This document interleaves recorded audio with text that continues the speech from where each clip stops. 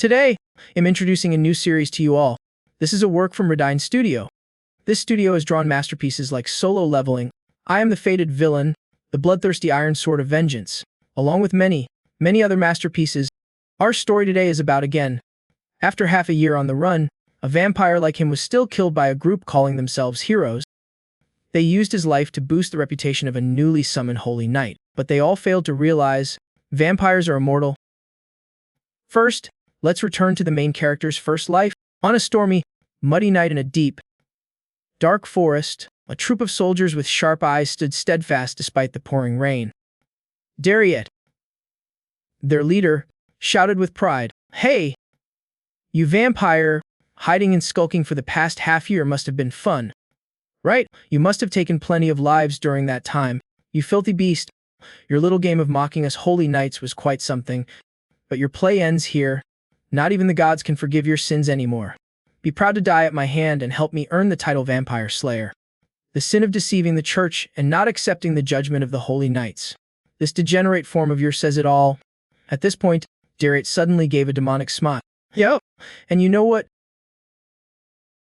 The reason I haven't caught you until now is because I did it on purpose, both delaying my participation in the pursuit team and letting you run rampant all this time. It's been a long time since a rare vampire like you appeared. I had to play with you slowly to squeeze more money out of this, and at the same time, intimidate the heretics." Hearing this, again couldn't hold back and lunged forward.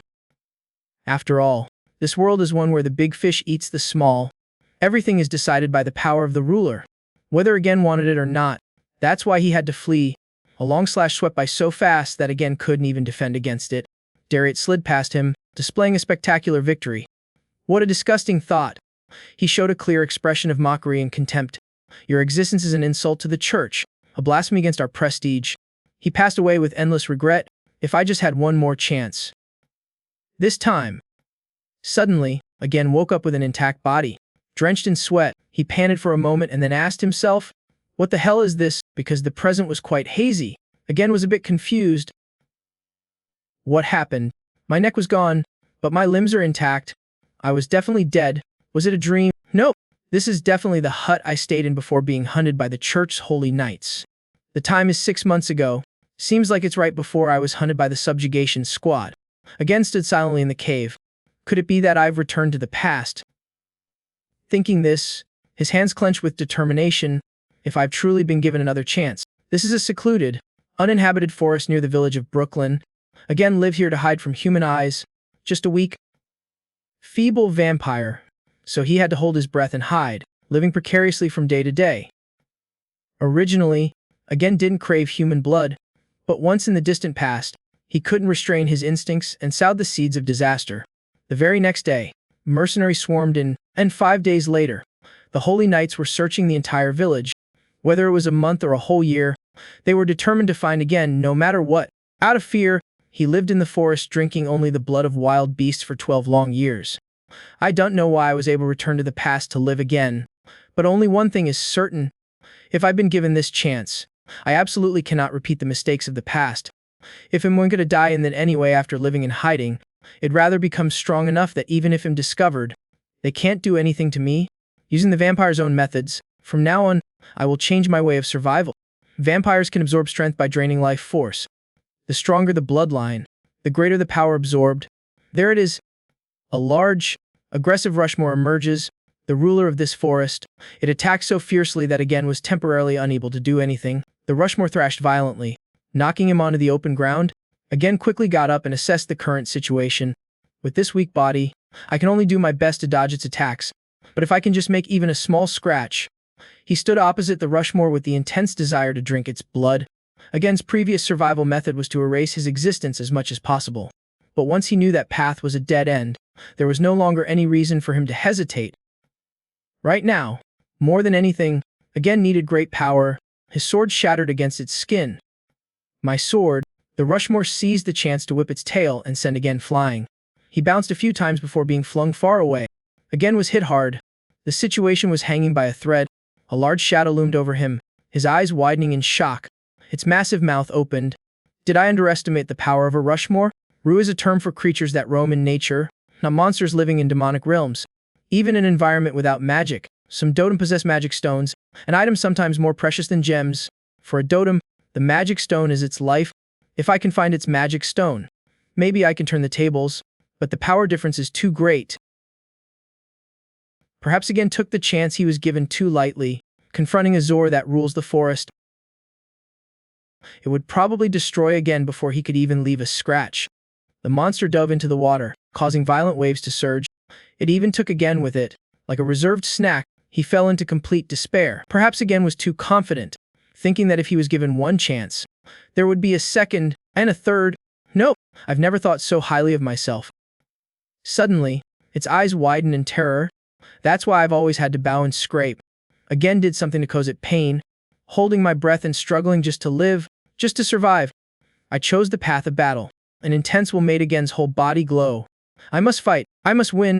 If I can't win, there won't be another chance. Again reached for its heart. If I fail, there will be no next time. Again reached closer. Craving it, seizing it, he opened his mouth. The red gem was right before his eyes. Because survival is living by trampling on the blood of others. After the shocking event, the water's surface calmed down again. Suddenly, a brilliant light flashed from under the water. The dismembered body of the Rushmore floated up. I promised myself that if I had another chance, I would not choose the path of escape, but the path of battle. The entire atmosphere turned crimson, so right now, I will seize both fresh blood and victory. Again stood there calmly, looking at his new body. He glanced at the huge monster and thought, I only needed the blood of the forest ruler, but it absorbed the magic stone as well. The magic in this old Lomer's stone is much stronger than I thought. The color is completely different from previous ones, and the size is larger too. The power gained from the magic stone can cover me in a layer of black scales. With this, perhaps again can resist the sun and be active during the day. He knew about this forest ruler from the time he was captured by mercenaries. At that time, the swamp was small, so no one knew of its existence. But after a heavy rain and flood, its territory expanded and appeared and attacked the mercenaries. In that chaos, again drank a mouthful of blood from the injured forest ruler. Thanks to that, he was able to take down a few of them and escape because he knew its effect, so again was determined to drain its life force again. Although his strength had increased a little, it was still not enough to face Knight Dariet. I must avoid battles I have no chance of winning, at least until I'm certain. Knight Dariet. No matter where I hide, he can find me. It seems he possesses a special ability to detect monsters or spirits. Therefore, instead of continuing to hide, I must accumulate enough power to face him. It's almost dawn. I can't test the magic stone's power right now. I have to go back before sunrise. Suddenly, a mystical voice spoke, catching his attention.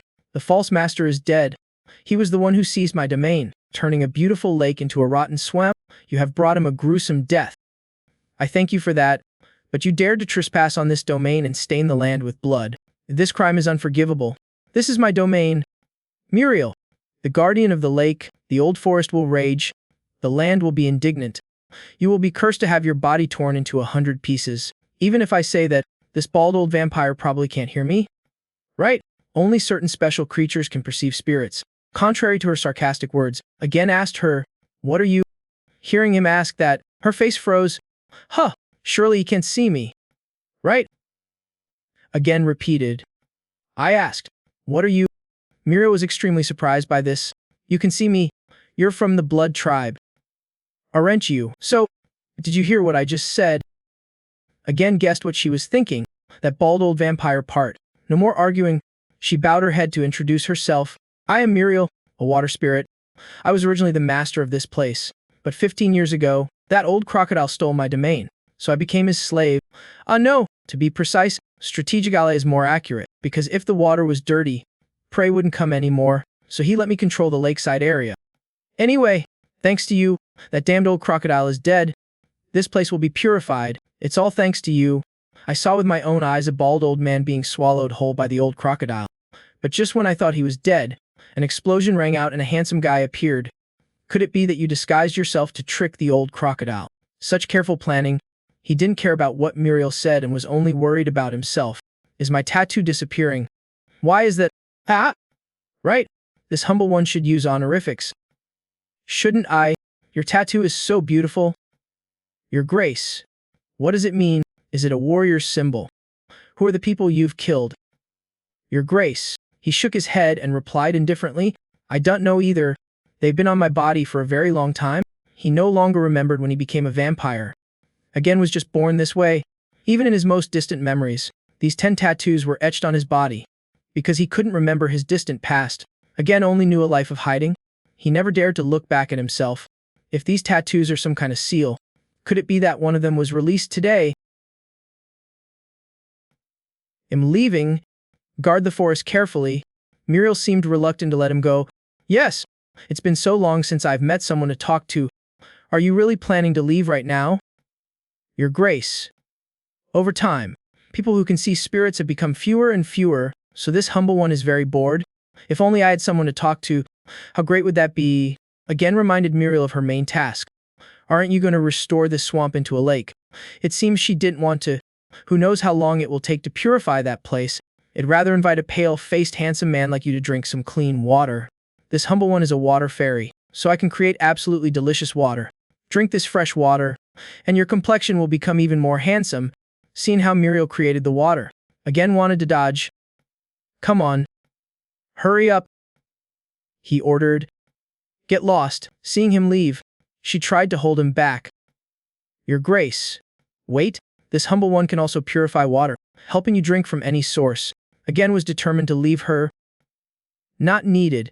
Muriel stubbornly chased after him. Instead of refusing, it would be better if you accept it. Your Grace. Yo. Member of the Blood Tribe. A few days later in Brooklyn Village, it was another quiet moonlit night. Someone rushed in with news. Village Chief. Come quickly. The red-eyed monster is here, he exclaimed in surprise. Huh! The whole village surrounded something with astonished faces. This thing is, everyone exclaimed excitedly. Wow! Look, it's a wild boar. We have pork to eat. So much. Village Chief. Look, there's more than usual today. Can we take it all? A curious young boy asked. Village Chief. What is the red-eyed monster thinking? Usually, he only leaves prey on the night of the full moon. He understood the boy's point but didn't know the reason. It's not the time for him to appear yet. Everyone remembered the kind stranger, a strange person living at the foot of a distant mountain, called the red-eyed monster by the villagers. He had lived near the village for over 10 years without ever harming anyone. On the contrary, on every full moon, he would bring wild game to share with the villagers, who could understand his intentions. Again had a request for him. May I enter the village for a bit? Over 10 years ago, when he first appeared, everyone was terrified, but because again regularly brought meat like paying taxes, the villagers were no longer afraid. This strange relationship had lasted for over 10 years. Everyone welcomed again as a fellow villager. It's been a long time. Do you have something to say? Again took off his hat and said, I've lived far from the village for so long because I was sick, but after a long period of seclusion, my illness is now cured, so I've come to share the good news. Having received much help from the village, I now want to repay you. If the village ever runs into trouble. The moment they saw his face, the whole village stared in amazement. Who's this? They couldn't believe that the again standing before them was so handsome. Just call for me anytime. His handsome aura was blinding. The red-eyed monster. My goodness. He couldn't believe his eyes. Was that strange person in the forest a half-demon, or a noble? Even though he always wore a mask, it turns out his face was this handsome. Just then, Muriel emerged. Confused. Again, did you give them all the meat you hunted? What are you thinking? Vampires are supposed to be associated with blood, slaughter, and death. He didn't think so, so he explained to her, in human society, building relationships is very important. That's why I'm giving them this favor. Muriel resolutely tried to stop again. You plan to integrate with them without eating them. You said you're leaving in a few days. So why care about that relationship? He took off his mask and spoke of the future. I thought it wasn't related, but it turns out it is. I can't just stand by and watch what's about to happen. When the mercenaries arrive, all the villagers will be wiped out. Muriel exclaimed in surprise. What? Again thought about that boy. They are coming to Brooklyn Village to capture a boy and take him to Lord Chian's castle. To silence them, they will wipe out the entire village. If I don't get involved in this, it will lead to the holy knights coming here. She half believed, half doubted the story. Could what again said be true? If so, how would he know it in advance? Really, the whole village will be wiped out, even after staying with again for a few days? I still don't understand him. What is he thinking? Again, let time prove him right. True or not, we'll know if we wait. But before that, I have to gain some trust from the villagers first. To show them I'm harmless, Muriel naively asked about these two things. What does the mercenaries causing trouble have to do with building trust? For the crime of not watching where she was going, she crashed right into his head. Muriel held her face and screamed, "That hurts." She looked at him questioningly. Why did you suddenly stop? It turned out a group of guards was aggressively charging from the front. As soon as they saw again, they started whispering, "What's that? That guy looks really weird. Seems like he just came from the village. What should we do? We were planning to sneak into the village. That man looks so delicate. He doesn't have any weapons either, and has a lone. It'll be a pain if he screams." With that, he swung his axe and charged. "Can't let him have a chance to call for help," Muriel shouted worriedly. As if telling again to run, he leaped high into the air, preparing for a finishing blow. Just then, again's eyes turned crimson. Fitting for the red-eyed monster, he just passed his hand by very gently, and the man was gone forever. The expressions on the faces of the others said it all. Muriel, think carefully. Why do I need to build trust with the people in the village? He lunged at them and devoured them. It's precisely so I don't raise any suspicion, because I'm going to wipe out all these mercenaries. At that moment, a chilling cold filled the air as an exorcising light shone down. A terrified scream rang out. That thing is a vampire, is not human. Bayou, with a crazed aura, brought his sword down. A vampire, what's there to be afraid of? On the contrary, it's even better if we capture him alive and hand him over to the church. But man proposes, God disposes. Suddenly, powerful energy blocked his sword, facing again's murderous expression. Bio trembled. "Well, get a huge bounty," he said nothing and violently gifted Bio a punch to the stomach. The man was still arrogantly enjoying the battle. "This guy isn't half bad. Even if he's just a corpse, I still have to collect him." Again casually twirled his sword as he listened to the arrogant man. "This vampire's head is mine." In just a moment, Bio was easily defeated by him. At this point, a madman charged forward with a sharp spear, shouting, "You demon!" His comrade behind him warned. "You idiot! Don't charge him blindly like that." The madman with a fierce expression announced, "I will crush you," but Egan's rough hands easily blocked him, though his hands were bleeding non-stop. The madman, his face covered in sweat, trembled. "Unbelievable. You blocked it." Again's sharp gaze and blazing red pupils were chilling as the sky grew darker. In an instant, again successfully slashed across the madman's body, splattering fresh blood everywhere. Then, he mercilessly stomped on the madman's face. He was surrounded by mercenaries writhing in pain below, but again fearlessly announced, "The night is my time." He spoke in a chilling manner, a perfect time to hide the traces of blood. At that moment, they frantically warned each other, "Don't rush in blindly anymore. As a monster, attack all at once." A fire blazed, creating a sense of warmth in the darkness. The mercenaries, with pale faces, stammered, "No, how?" On the ground were bodies sprawled amidst the large fire. "How did this happen? Was this all the work of that red-eyed monster?" "No, wait, did you do this?" Again, with murderous red eyes. "Of course not. I found them on my way back from hunting. I was checking my traps and saw they were all dead. This group seems to have been ambushed on their way to Baden village, and the culprits were wolves." They screamed. "Impossible." Looking down at the ground, they saw a black wolf with terrifying fangs. "A black wolf," Egan said softly. "There were many of them, but I took the opportunity to strike while they were busy feeding on the corpses. As you can see, I killed a few, but there were originally more of them than the mercenaries. The ones that escaped are probably still stalking us. The leader of that species is known as the most ferocious in this region. How could you handle them alone? It couldn't have been this red-eyed monster." "Right," a shout was heard. "Village chief, the iron has clear wolf claw marks on it. It's the same over here. They were all torn apart by wolves." "Black wolves are ferocious, but it's unlikely they'd be reckless enough to attack such a large group of mercenaries," the leader said. "My apologies. I suspected you without reason," he calmly replied. "It's fine. Anyone could have misunderstood. What do you plan to do with the bodies? I couldn't just leave them like this, so I came to inform you." The village chief replied, "We can't let them become food for wild animals. They must be buried properly in the village." Muriel whispered to him, "Egan, Do you lie every time you open your mouth? You took down the mercenaries, then the wolves smelled the blood and came? After dealing with them, you carved teeth marks on the bodies yourself to create a cover story. Hiding it is good, but why does he care so much about his image? If he had just left right away, he wouldn't have gotten involved in this mess. Even so, he wouldn't have been able to avoid suspicion. It seems as planning something. Again spoke up, "Ah!" And this, I searched their pockets for personal belongings and found this. It looks like a letter from the mercenaries. Do you want to read it? Muriel thought. Of course he has to read it. It has the seal of Lord Qian. The village chief took the letter. What is this? After reading the letter for a moment, the village chief broke out in a cold sweat. What? Is this true? Philip. Is Philip in the village?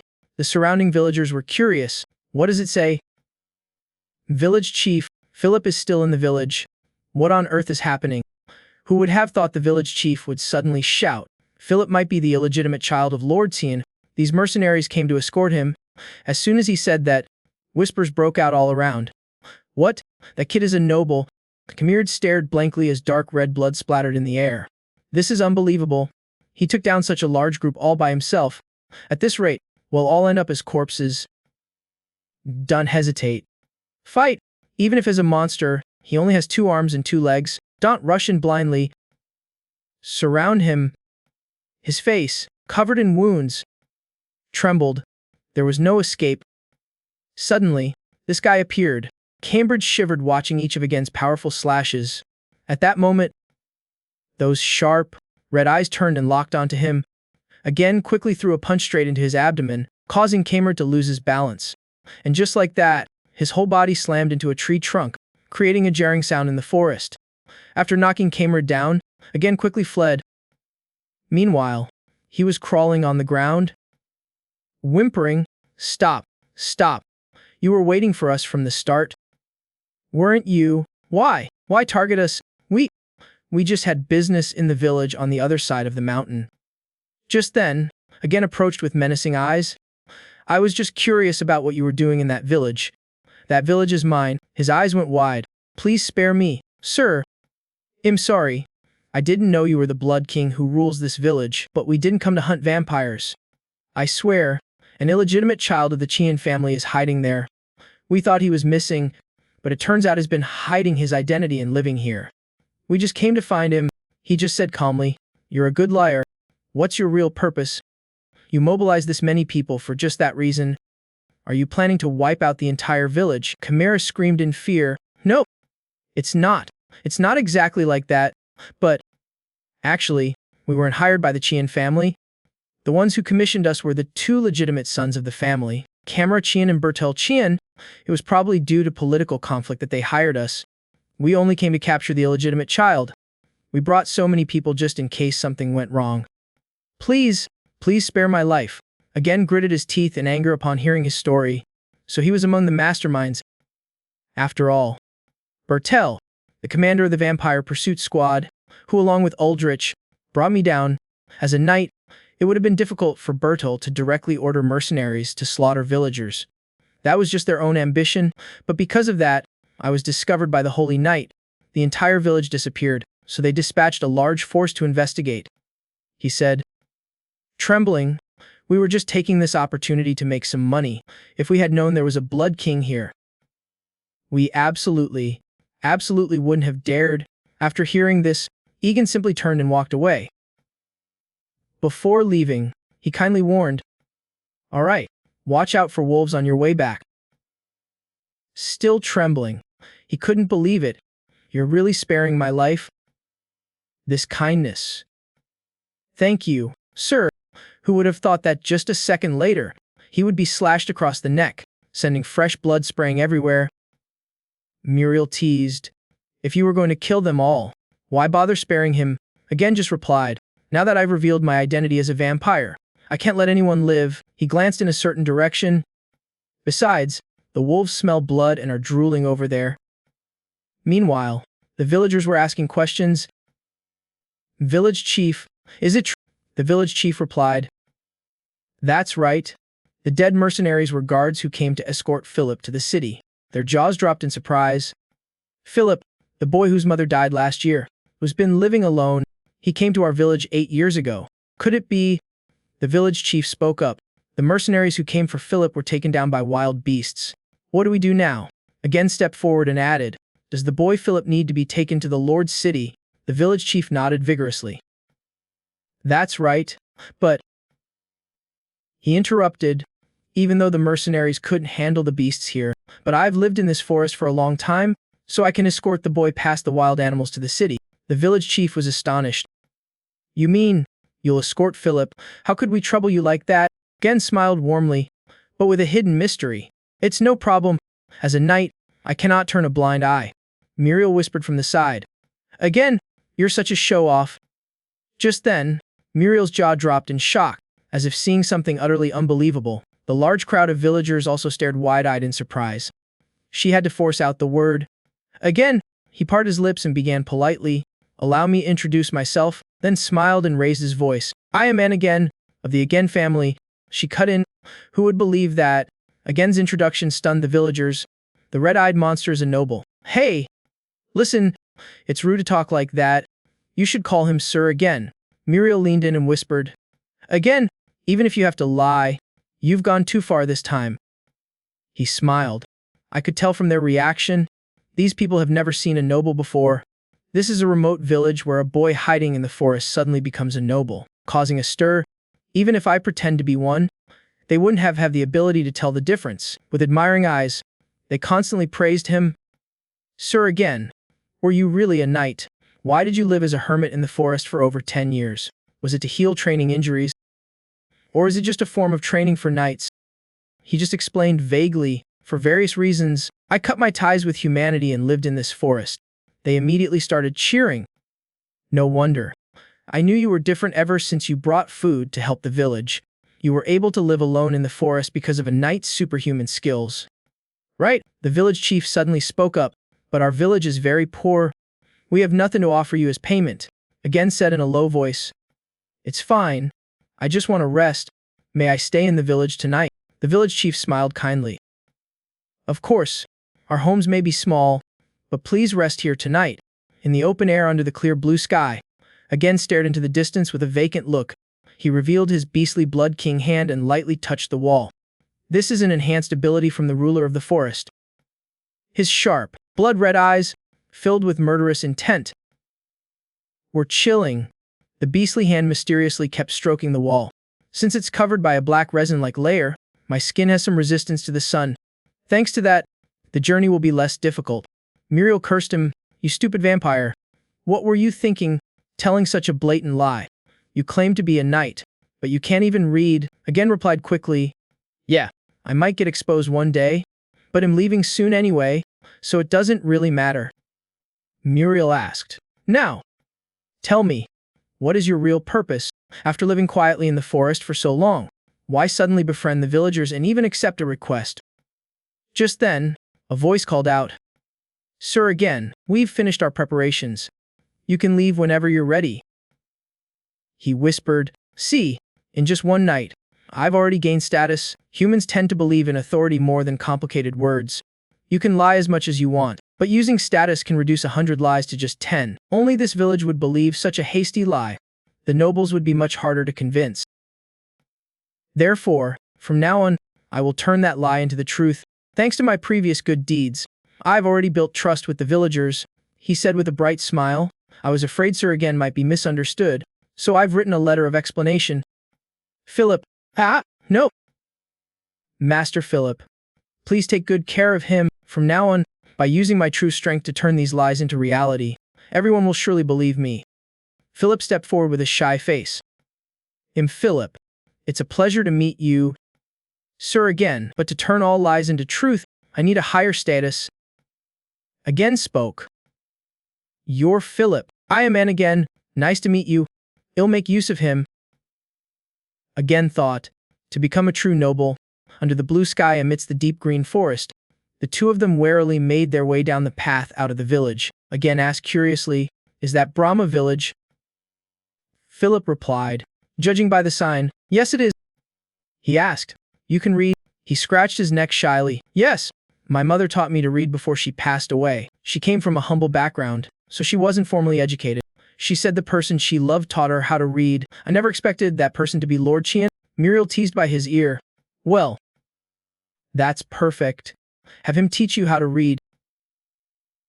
Without hesitation, again asked, could you teach me how to read? He was astonished. Ah, me? But you're a knight. Don't you know how to read? Again said softly. Knight is just a title. My family has fallen, and there's nothing to be proud of. What I've used to survive until now isn't literacy, but my sword. Philip wondered. You mean the Again family has? In response to his question was again silence, as if in acceptance. Go ahead and doubt me. Then trust me. Once I've earned your trust, it will be thick enough to cover any lie. Muriel teased from the side. Wow, what a top-tier performance. Well, it's good, but lying too much will arouse suspicion. That look in his eyes. It seems he already believes you. Philip spoke slowly. My apologies. Sir again. Actually, I was suspicious of you. Sometimes you said you were a monster, other times a noble. The villagers called you a monster, so I was a bit prejudiced. I'll verify it myself instead of listening to rumors. If you come from a martial family, it's understandable that you wouldn't have learned to read, so that you won't be embarrassed in front of others. I'll take the opportunity to teach you when I have time, Philip said softly. Please tell me more about yourself. Sir again. Who would have expected a knife to come flying right past his eyes? Philip, his face pale, screamed in terror as he saw it for the first time, again quickly transformed to block the blade and save Philip from harm. The hunters laughed gleefully. You have to pull hard, just like I taught you. I did exactly as you said. Philip, his face pale and covered in cold sweat, asked, what is this? Robbers. The hunter sneered. Never seen a robber before. Your expressions are quite interesting. Well then, let's make this quick. Drop everything. Empty that bag. If you're not quick, you'll all die by my hand. Just then, without a word, again brutally sliced off his head. It rolled like candy, leaving the other hunters aghast. Philip stared at the head on the ground. Horrified, a hunter screamed, Boss, again casually remarked, I did as you asked. Very quick, an enraged hunter raised his axe, cursing, this bastard, and was immediately cut down, blood splattering everywhere. A few sharp slashes sent them all to their graves. The last one backed away, pleading for help. Again, with a brutal expression, finished him with a blow to the chest. The world went silent. After the battle, again walked among the corpses. I don't understand why humans attack the weak. He pushed the knife deeper into a corpse. Does being weak give you the right to bully? Philip, if I could read, would I be able to understand this?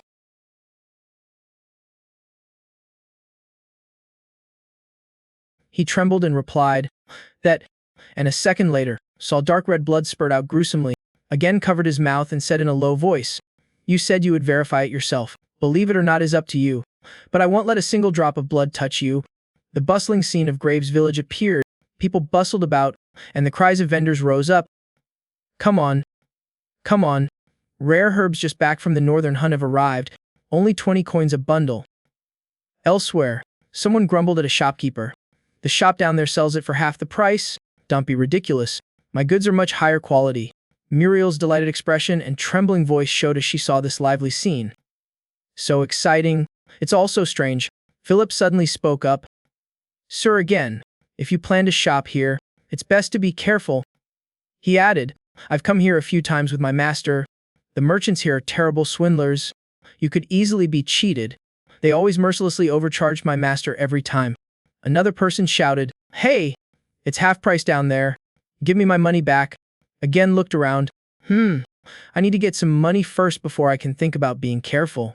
Then he walked towards the counter where the customer had just left and said, Wait a moment. The person replied, Yes. Again put his goods down and said, Shopkeeper, I want to sell some beast hides. Please appraise them for me. The man turned to look, asking, Yo, are these black wolf pelts? It's rare to see so many around here. How did you get them? Barton's eyes were a bit wary as he looked at him. The man was covered in a black cloak, completely concealing his body. This made the shopkeeper scrutinize him more closely. Barton thought to himself, Look at that ragged appearance. He's probably not a merchant, just some wanderer. He smirked to himself. Perfect for me to fleece. Barton then put on a sly voice. Oh my, these pelts are so damaged. What use are they? 18 silver coins at most. Again's deep red eyes, peeking out from under his hood, stared straight at him, making Barton flinch. His eyes darted around as he thought, "Huh, what? This guy, why are his eyes so red?" Barton's voice trembled. "Ah, well, black wolf pelts are quite rare, and they're also a luxury item, so I can pay you a little more." Again remained silent. Those red eyes made him sweat. He lamented internally, "If you're annoyed, just say so." Barton gave a strained laugh and said, "It seems this is your first time here. You're quite the character. I'll raise it to 23 coins then." Hearing that, he looked at the man and let out a grunt. Barton couldn't read him and thought to himself, still not satisfied. He added, "All right, how about 25 coins?" Again just made another soft sound. Seeing this, Barton hurriedly raised the price. "Ah, no, that's not right. 25 coins." Philip looked astonished, while again just made another soft sound. The frightened man continued to increase the price. 28 coins. Again dragged out the sound, his red eyes radiating an overwhelming pressure. Seeing this, Barton panicked and cursed inwardly. This despicable guy. How long is he going to bleed me dry? He covered his face and added, 30 silver coins. I can't go any higher. This made Philip's jaw drop in astonishment. Again finally replied, "Deal." Night fell and a candle was lit, bright and warm. He looked at the paper. What are these letters? They look like worms. I learned some basics from Fleech, but it'll be a long time before I'm fluent in reading and writing. The ancient letters were written neatly on the old paper. The water spirit's voice rang out. "This is pretty good." She added, "Vampires are supposed to wear silk, but this is good value for money." "Isn't it?" Again said cheerfully. "The market was more generous than I expected. I even got a discount for being a new customer." Muriel giggled. "You're such an easy mark." Recalling how the swindler raised his own price, her eyes gleamed. "Taste ask. You should have haggled harder and bought a more expensive silk outfit." He finished his sentence and replied, "I just need an outfit to block the sun. That's all." Hearing this, Muriel was horrified. She rattled on, "What? You have to enjoy life. Have you just been cooped up at home all this time?" The image she imagined was incredibly luxurious. Vampires should live like the noblest of nobles, living in a magnificent castle under the moonlight, wearing silk, ordering servants around, and drinking fresh blood. You need ambition if you want to advance. Again cut her off. "Excuse me, but you lived in a swamp. How do you know so much?" Muriel replied, "I was originally from the spirit realm. Occasionally, seniors would return from the mortal world. They told me all sorts of useful stories." She added, If you're not stabbed by a silver sword or a wooden stake, you can live for at least 200 years. So you should learn a lot, including ancient letters and the imperial language." He then asked, "So, can you read?" Muriel replied curtly, "No." Again asked further, "Besides making drinking water, what else can you do?" From a distance, Philip's voice called out, "Sir," again. His face was visibly tired. He asked, "Excuse me, who are you talking to?" He turned around and calmly replied, "I was just talking to myself. Are you all right?" Philip explained, "I'm sorry you had to see me in such a weak state. While preparing the rabbit, I suddenly remembered what happened this morning, and the scene flashed back to that morning, when seeing again finish off the robbers right before his eyes made him vomit uncontrollably." Muriel gave a wry smile. Perhaps it was too much for him. Again replied, "It's fine. It's hard for ordinary people to get used to the dead, back in the present." Philip added, "But don't worry, I still have energy. The night is still young." He smiled, holding up a pen and a roll of paper, and said cheerfully, "There's enough paper. It'll teach you to write as much as you wish." And so, in the peaceful night scene, both of them were focused intently on the paper. Suddenly, again spoke up, "Was learning to read and write always this easy?" Philip replied, "That's because you're a genius, sir." Again, he then added, "It took me a few months to learn, and most people take a whole year." Again replied, "You flatter me." Again added, "Philip, will this be all right? If you want to move forward, just knowing how to read and write might not be enough. You'll soon become a noble's son overnight." Hearing that, his eyes drooped slightly, and his voice faltered, "I don't know. My mother didn't tell me the details, and I've never really thought about it. It still doesn't feel real to me. A blush appeared on Philip's face as he added, "At first, I didn't expect Lord Sheen to welcome me." From a distance, a group of people approached. One of them came closer, smiled, and said, "Hello, friends. We're looking for a place to camp. Could we ask for some directions?" Looking at the person in front of him, again secretly observed, fully armed and armored, even with a horse carriage. They were completely different from the usual riff-raff mercenaries. "These are professionals." The other person continued, "There's a child here too. May I ask where you two are headed?" He put his mask back on, thinking, this is how mercenaries ask questions. A clumsy lie will only arouse suspicion. He calmly replied, "We are heading to Lord Chien's castle." The man said enthusiastically, "Yo, so are we. May we travel with you? We have wine, water, and mutton too." From behind, a voice called out as a young blonde man stepped forward. "Captain, why do you need to do that? Hey, let's just set up camp together." "No objections, right?" The red eyes behind the mask flared, and his face became serious. The captain immediately tried to smooth things over. "I'm sorry. Compass. This guy is new to the squad, so has not used to proper etiquette.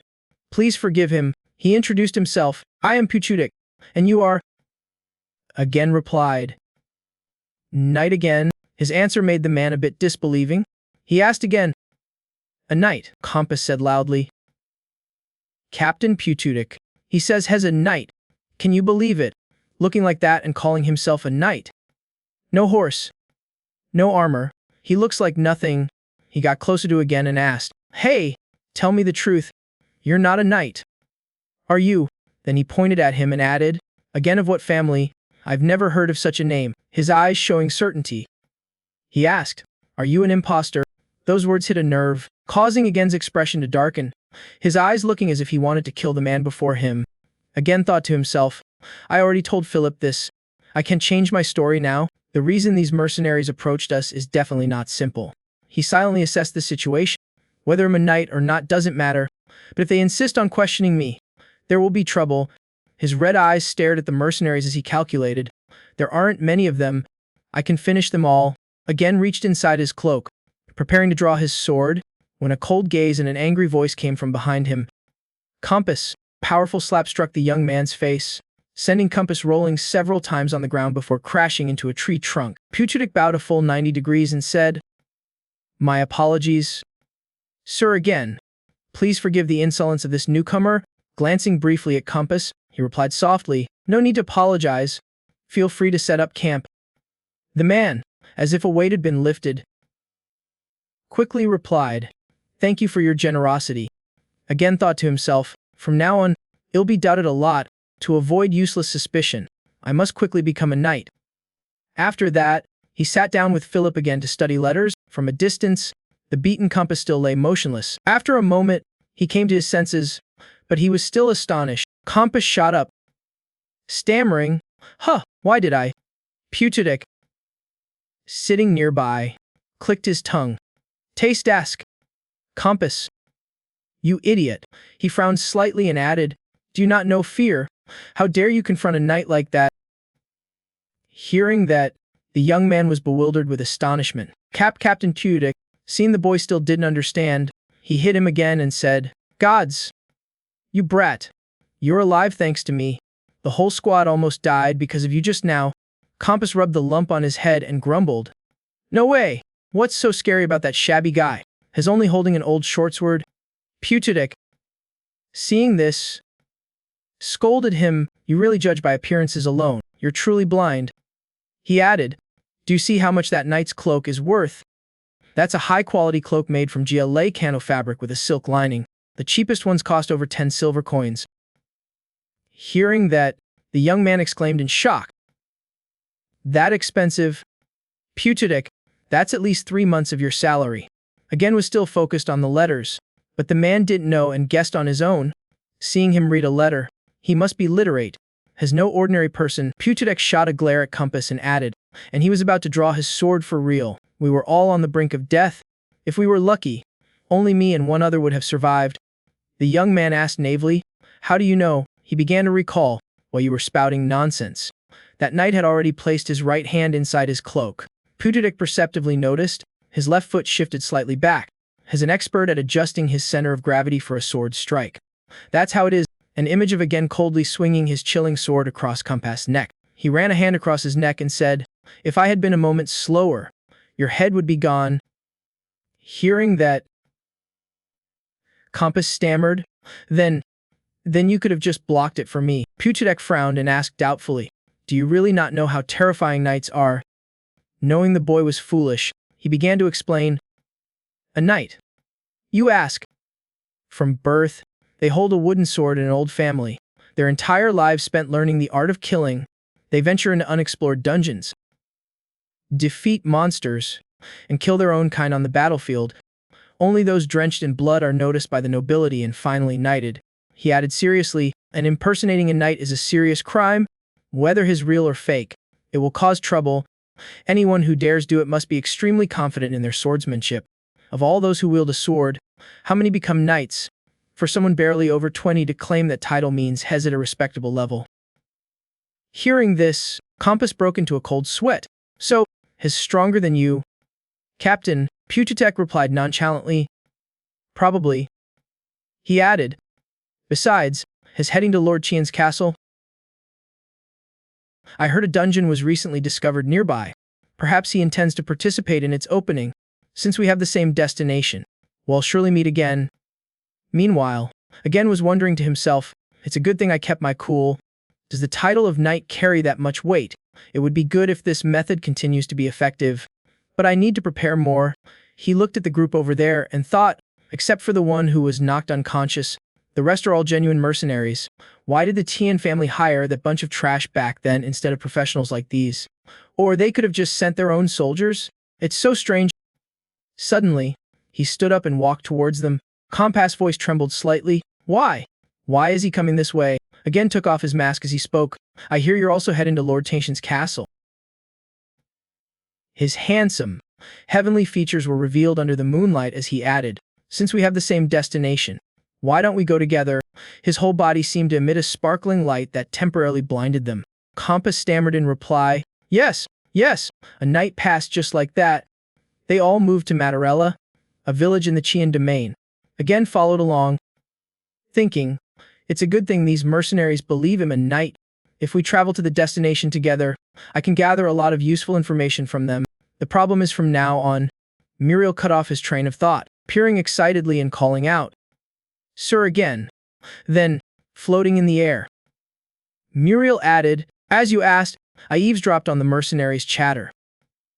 Hearing that, he immediately asked, Is there any noteworthy information? Here is what Muriel recounted. Lord Qian's health is very poor. It wouldn't be strange if he passed away at any moment. And recently, a new dungeon was discovered in the domain. Conquering the dungeon would earn a fortune, but the Qian family lacks both the funds and the manpower, so they haven't been able to open it yet. Finishing her story, again thought to himself, a new dungeon? Huh! Suddenly, she spoke up again. But hey! Muriel wondered, if Lord Qian is about to kick the bucket, what will happen to that boy? Will he become an orphan as soon as he arrives? He answered curtly, That's not my business. She asked in surprise, Then what should we do? Muriel worriedly guessed, Don't tell me he'll be bullied by his relatives? Again turned to look at him, thinking to himself, the reason Lord Qian summoned Philip, it must be to see his son one last time before he dies. No emotion showed on his face as he continued to think. From now on, his fate and mine will change somehow. The horse's hooves clattered on the stone ground. A loud shout rang out. We've arrived. Warm sunlight shone gently through the city gate. The castle of Lord Qian, the city of roses. The mercenaries and his group entered the vast place. His face showed a hint of surprise. It's bigger than I thought. Muriel, on the other hand, was very excited, saying, Wow, sir again. You must definitely get a promotion and live in a castle like this. Okay, he immediately grabbed her and said coldly, Shut your mouth and follow me. As they were passing by, a voice suddenly called out, Hey, state your purpose, Puchidek said with a smile. Greetings, sir. We are the mercenary squad from the Philim Merchant Guild. And which noble lord might you be? The eldest son of the Tian family? Camera Tian, a man with blonde hair and blue eyes dressed very elegantly, replied, I am the heir of the Tian family.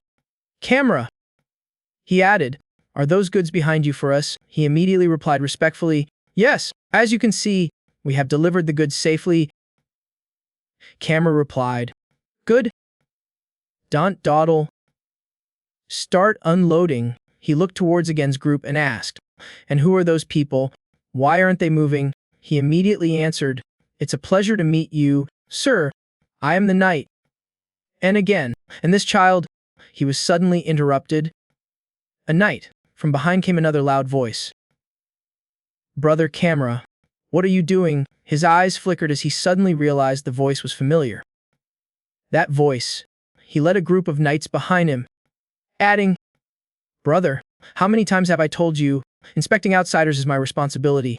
A rose-shaped emblem was pinned to his cloak. His red eyes narrowed as he thought, how could I forget that voice?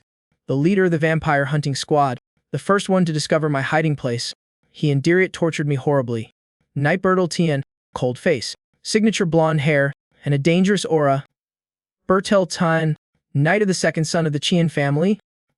Brother, what are you doing here? Camera, slightly displeased, chuckled and said, do I need to report my every move to you? If outsiders saw this, they might think you're the hare.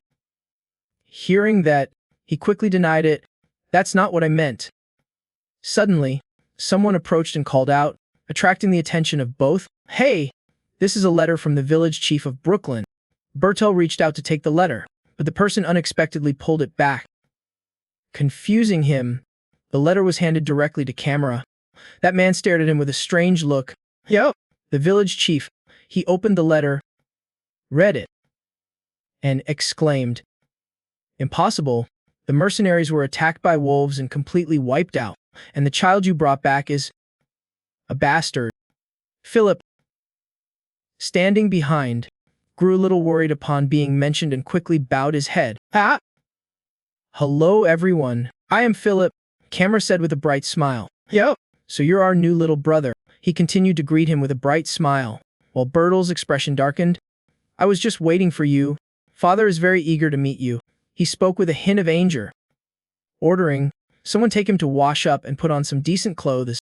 The soldiers who received the order quickly led a bewildered Philip away. Yes, sir. Suddenly, someone stepped forward to stop them. Wait, the angry Bertel tilted his head slightly in the direction of the voice. Again stated his opinion, I'd like to discuss the reward first. Let me see Lord Tian. His face flushed with anger as he shouted. No, again asked again. Puzzled, not even for a moment, Bertel quickly replied, Father's health is poor right now, so it's difficult for him to speak. We will pay your fee in gold. Please leave for now. Again's eyes became sharp and blazed red. I went through a lot of trouble to bring your precious little brother back to you. He didn't listen and became even angrier. A second time, don't make me repeat myself. Camera then spoke up. What's the harm? Bertel, his face flushed, turned and snapped. Brother, with his arms crossed in a bright expression, he said, we have to introduce our new brother anyway. What's the problem with a brief meeting? He immediately retorted. Brother, father is only conscious for an hour each day. We can't let a wanderer of unknown origin meet him. Camera smirked and asked, Yo, so now you're arranging father's schedule on your own. Bertel, indignant, got close to his face and shouted, Brother, why do you keep twisting my words? He remained very calm in the face of his anger. Camera suddenly turned to look at again and said, Yo, my apologies. Night again. Perhaps because my little brother is playing the role of the hare, things are a bit difficult for you. He placed a hand on his shoulder with a sly smile. Well then, please be careful on your way back. Camera walked over and cheerfully led Philip away. Come, new little brother. Let me show you around. Let's take a tour of the domain first. He answered a bit awkwardly. Yes. Again glanced at him through his mask. So he never intended to let me meet him from the start. Suddenly, someone approached and called out loudly, Hey, second son of Tian. Gab, carrying a man on his shoulder. Came closer. There you are. I've been looking all over for you. Bertel saw him and hurriedly asked, What? What is this? He dropped the man from his shoulder and replied, These are the mercenaries who were robbing the villagers. They refused to train and just lazed around. So I brought them back. Gab's expression darkened slightly as he dusted off his hands. How about we make an example of one of them? He glanced worriedly towards again. even though they're just temporary mercenaries for the dungeon raid. Bertel came over, pushed his shoulder, and led him away. About that, I'll discipline them later. There are too many eyes here. Let's go inside and talk. Although Gab was reluctant, he still followed. All right, fine. Putic appeared from somewhere and asked, "That person is Knight Gab, right?" Hearing that, he asked back, "You know him?" He quickly replied, "Yes, at the tournament recently hosted by the Everground family. He took third place. Has an extremely promising knight with monstrous strength and excellent technique. I heard that back in the arena. He wiped out over 1,000 opponents." After hearing that, again also wondered, why would someone like that come to this remote border region? Puchidek thought for a moment. Perhaps because the newly discovered dungeon is opening for the first time. Even though it's a border region, any knight who successfully opens a dungeon for the first time will gain great fame. Because opening a dungeon is so dangerous, many people have died. Perhaps Knight Gab wants to use this place as a stepping stone to be appointed by a greater family. He pondered for a moment. Appointed? Again suddenly called out, causing him to turn and look in confusion. "Hey, Puchidek, your contract ends today, right?" He replied, then hesitated, about to ask more. "Yes, that's right," but again turned to look at Puchidek and asked with a smile, "In that case, can I offer you a new contract this time?" That evening, a full moon illuminated the entire sky. Bertel and Gab were training the soldiers. "I must be the one to open the dungeon this time." Camera, sitting upstairs, glanced down through the glass window. "My dear little brother, after father's health worsened, he has openly aimed for the position of heir. What's more, he even brought Knight Gab over, is definitely planning to succeed in opening the dungeon himself this time.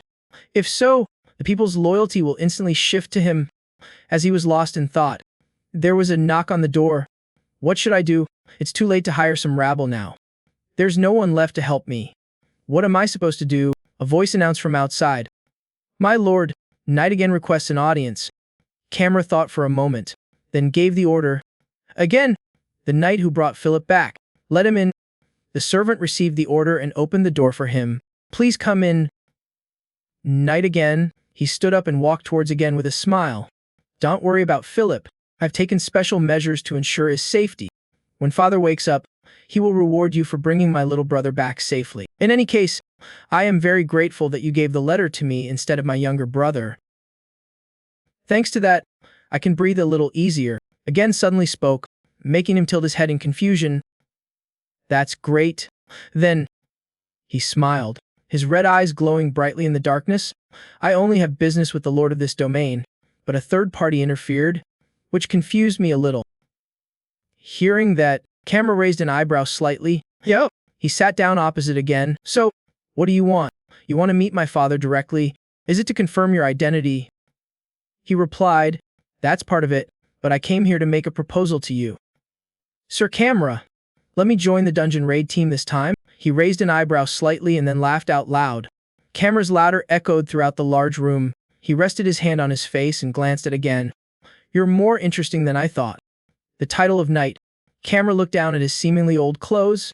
He then sneered and asked, "Is that a self-proclaimed title? I heard you killed about 5 bandits.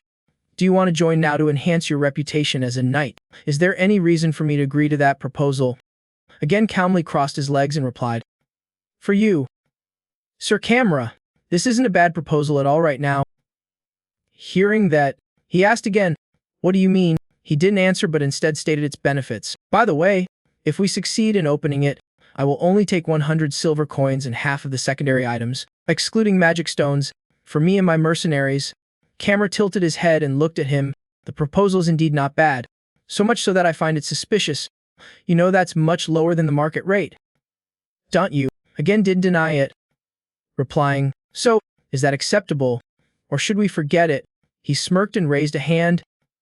"After all, the one in a hurry is you, not me." Camera looked at again with wary eyes. A knight lives and dies for honor. Looking at his clothes, he seems to be a wandering knight with no family backing him. Is not greedy for money. It seems he puts honor first. Moreover, from what I heard earlier, he suddenly spoke, interrupting his thoughts. "By the way, the one in a hurry is you, not me." Hearing that, Camera's eyes suddenly widened.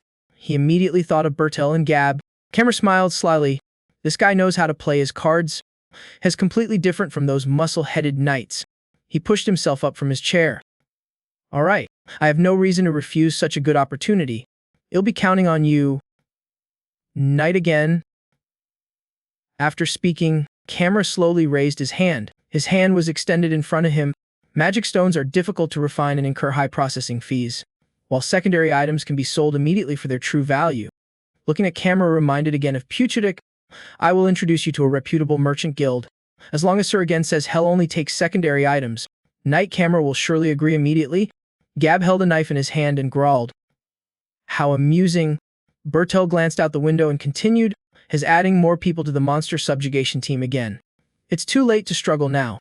He twirled the knife in his hand and said to him, the dungeon isn't a playground for children.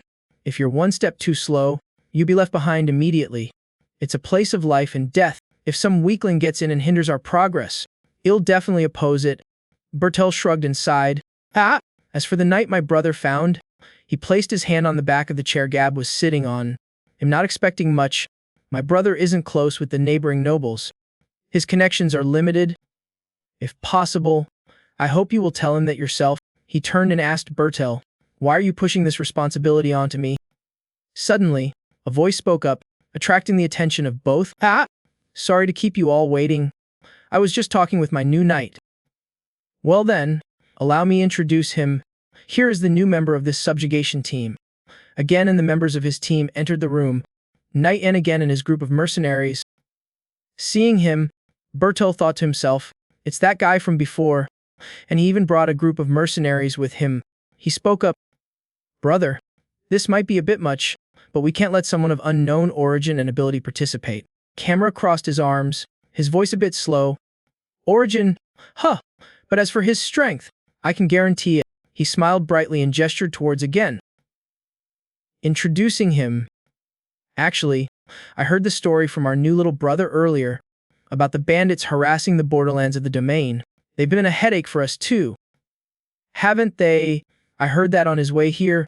Knight again single-handedly annihilated them with just a short sword. The knife in Gab's hand suddenly flashed. With that level of skill, I think his ability is more than enough. Don't you? He threw the knife hard, sending it flying towards again. Sensing the danger, his eyes widened, again quickly drew the sword hanging at his hip. A flash of fiery light appeared. The knife was struck and sent flying in another direction. The wall the knife hit was pierced, leaving a large hole. The knife was even smoking as if it were on fire. Gab, sitting in his chair with his hand on his chin, smiled with great interest. He suddenly dropped his hand and shot to his feet. Well. He slowly approached again. My apologies for being so rude at our first meeting. Your skin has no calluses, no signs of sun exposure. It seems you've been pampered since you were young. Huh! He stood before him, radiating killing intent. Little friend, can you show me a bit of your true strength? In the evening, everyone went out to the fighting ring. The flickering firelight illuminated the entire arena. The townspeople outside were all spreading the word that Knight Ganfreak wanted to duel. Huh! Right now, they surrounded the ring to watch the spectacle. Come on, I have to see the strength of the knight who once placed third in the tournament for his power to tear monsters apart with his bare hands. Oh my god, is that even human? The people crowded both sides of the entrance, even though they didn't know who the opponent was. Ignoring their words, again calmly put on his gloves. But I feel a little sorry for that person. Gab wasn't scared at all. On the contrary, he was extremely excited. The tip of his sword struck the floor, sending out small sparks. He raised his sword and began to focus seriously, his smiling face suddenly changing expression. Again emotionlessly tilted his head to look at him, then turned his face to look down at the ground. He flicked his sword powerfully, making the ground spark just like Gab's. The referee in the middle cleared his throat and shouted. In that case, as soon as the words were out, someone above quickly rang the bell. Ready? A foot stomped hard on the ground, cracking it into many pieces. The sound of metal rang out. The two swords clashed, creating sparks. They both pushed their swords down close to each other's grips, then suddenly struck hard. Gab and again retreated, leaving bright sparks in the middle of the arena. With an excited face, he gestured provocatively. He widened his eyes watching Gab provoke him. Again charged from a distance, continuously attacking to corner him. Compass shouted excitedly. As expected of Knight again, Knight Ganfreak is being completely overwhelmed. Putetek crossed his arms and explained, "Nope, that's just probing." His eyes never left the ring. Knight Ganfreak is holding back. He blocked against attacks without a hint of fatigue. On the contrary, he was smiling brightly. Gab observed and thought to himself, his swordsmanship is still quite crude, with no clear style. I can guess what kind of sword is used to. It's not a formally trained technique, but it exudes a wildness, as if he were raised in the wilderness. Again pulled his sword back and let out a breath, which made him excited. Just as expected, Gab parried the blow and then spoke up. "Hey friend, your knight title is just fake. Isn't it?" Gab smiled and pointed out, "Your swordsmanship has no foundation. Your stance is loose. You've never been formally trained. You just rely on your physical abilities." He listened silently as he spoke. "Although you can't say swordsmanship is everything for a knight. Just a few moves are enough to understand your opponent." Then Gab gained momentum, jumped up, and launched an attack towards him, but again managed to block it in time. "You sure have a long tongue." He looked at him, smiled, and made a condition. "If you can defeat me, I'll keep quiet about it." Then he struck again, this time with more force, forcing again to just barely deflect the sword to the side. Taking the opportunity, Gab knocked his sword up, then pinned it to the ground, leaving him unable to react. He quickly gained momentum. Gab rushed forward and spun around. Surprising again, he aimed a blow straight at his head, but again managed to block it. But the pressure from the strike was still too great, thrown again straight into a nearby wall. Bertil sneered, while the others gaped in surprise. He feinted, but he still held tightly to his sword. Again glared. Then he quickly got back up. The shattered wall crumbled and fell. A swift sword strike grazed past Gab's side. The two clashed swords intensely. He thought to himself, his speed is truly something to learn from. Again redirected Gab's sword path downwards, while he still looked amused. Then he used his leg as a pivot, circling up to deliver a finishing blow. Gab was no less skilled, blocking it with a sword stroke. The two swords clashed, but because the force was too strong, the blades broke and flew everywhere. Even so, the two continued to fight despite their shattered blades. Then again and Gab switched to fighting with their hands. They grasped hands in a test of strength, tossing their swords aside. During the struggle, Gab looked at the hand gripping his and thought, "He's smaller than me, but his strength." Looking back at him, determined to defeat him. "All right, I admit it, your physical strength is completely overwhelming." He tensed his arm muscles, but then he yanked one arm, pulling again towards him. "My combat experience is far superior." He was shocked to realize this stance again fell forward with gravity, to the gasps of the onlookers behind. Gab smiled brightly and quickly threw a punch. For a moment, everything seemed to slow down for again. Then he placed one hand on the ground, again jumped up and grabbed his other hand. But Gab didn't give up on attacking with a direct punch, but again quickly pulled Gab's other arm, making him lose his balance. Gab watched him swing a punch and thought, none of his movements are conventional. Either his ability to learn is fast, he didn't hesitate to throw the punch, or he has sharp survival instincts to deal with danger quickly. As the punch headed for his face, Gab smiled in amusement. Where on earth did this guy crawl out from? Again used all his strength to land a precise punch on him. Gab was sent flying backward, causing those nearby to hastily move away. He flew and crashed straight into the wall behind him, shattering the bricks. Gab fell on his back, eyes rolled back, one cheek swollen. "I lost!" The announcer below couldn't believe it. "You are the winner," again breathed out amidst the announcement of his victory. Knight and again. The surrounding people marveled and ran towards him. "What was that? That knight is incredibly strong." "Inez! Huh! Never heard that name before." Compass arrogantly shouted. "See that? You fool. That's because he is our knight." Puchetic glanced over from the side. This guy, calling him our knight already. On the other side, Gab was lying dazed from the last blow. Suddenly, his pupils reappeared. Gab had regained consciousness. He stood up and walked towards again. He lunged at him like a monster.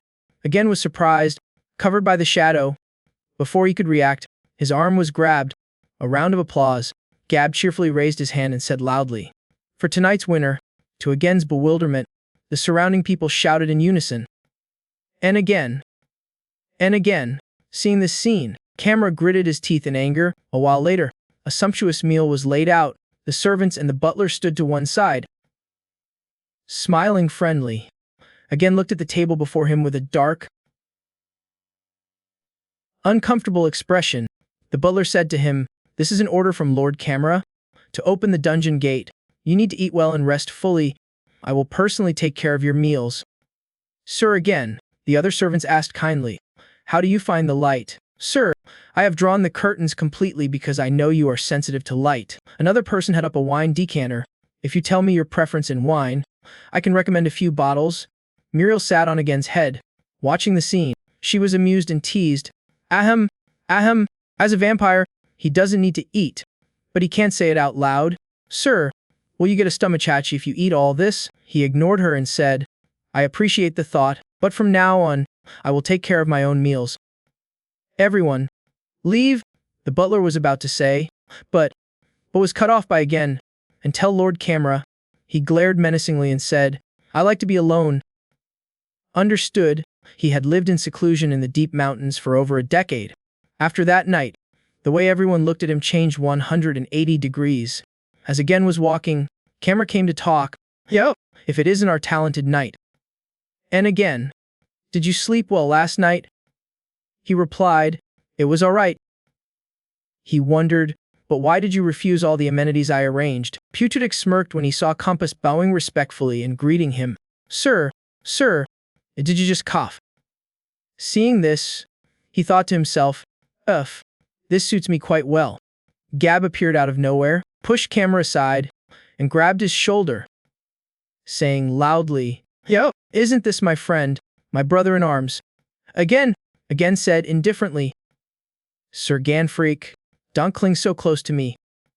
He asked, "Did you sleep well? My face is still burning. I tossed and turned all night." Gab pointed to his bruised cheek. "See this pale face?" He thought to himself, "Are you saying you want another match?" He asked, "Are you free today? The weather's nice. Let's have a match." Compass said excitedly, "Yo, can I watch?" Again thought to himself, "Gab doesn't care whether I'm a knight or not. Those who suspected me are also gradually changing. Although I've achieved my goal, the scene of a crowd surrounding me still makes me too uneasy." He said to him, "You want to take another beating?" He smiled. "Yo, we won't know until we fight." Then footsteps approached. Philip appeared, covered in wounds. He called out, causing again's group to stare in stun. "Sir," again, Philip asked, "have you been well lately?" In the quiet, moonlit night, piercing scream broke the silence. "I'm sorry, sir. Please, master, spare this lowly one's life." Bertol's shadow, holding a stick, appeared on the wall, accompanied by a scream. "Maw. Oh, ow, ow, ow, ow, ow, ow, ow, ow." How could that red-eyed knight possibly appear at Rose Castle? His eyes were bloodshot with fury as he yelled, "My plan has been completely ruined." Philip knelt down and begged, "This lowly one is truly sorry." "Master, those mercenaries were known for being thorough." Bertol clicked his tongue with a grim face. "Just a bunch of useless fools eaten by black wolves. They couldn't even deal with wolves and they dared to take my job." Then he lunged and grabbed his chin. "Are your eyes just for decoration?" "Huh!" Bertol pointed a knife near him. "Then there's no need to keep them." He threatened him, making him terrified. "I'll get rid of them right now." The people there turned pale with fear when they heard the piercing scream. After finishing his business, Bertol wondered, what should I do now?" He calculated. He couldn't deal with him directly now that he was in the castle. As if he suddenly thought of something, Bertol said, "I've got it." He looked at the light shining in from the window above where Philip was lying. "That's right. This is the only way. This way is also convenient for dealing with him." He glanced up, returning to the present, again crossed his arms and asked, "I heard Lord Bertol ordered you to go into the dungeon." He leaned against the wall and said, "I have a bad feeling. What about you?" Philip sat on a chair and said, "This lowly one came here to die. I suppose I will die in the dungeon." He fell silent when again said, "Do you remember the mercenaries who were on their way to the village, only to be ambushed by black wolves?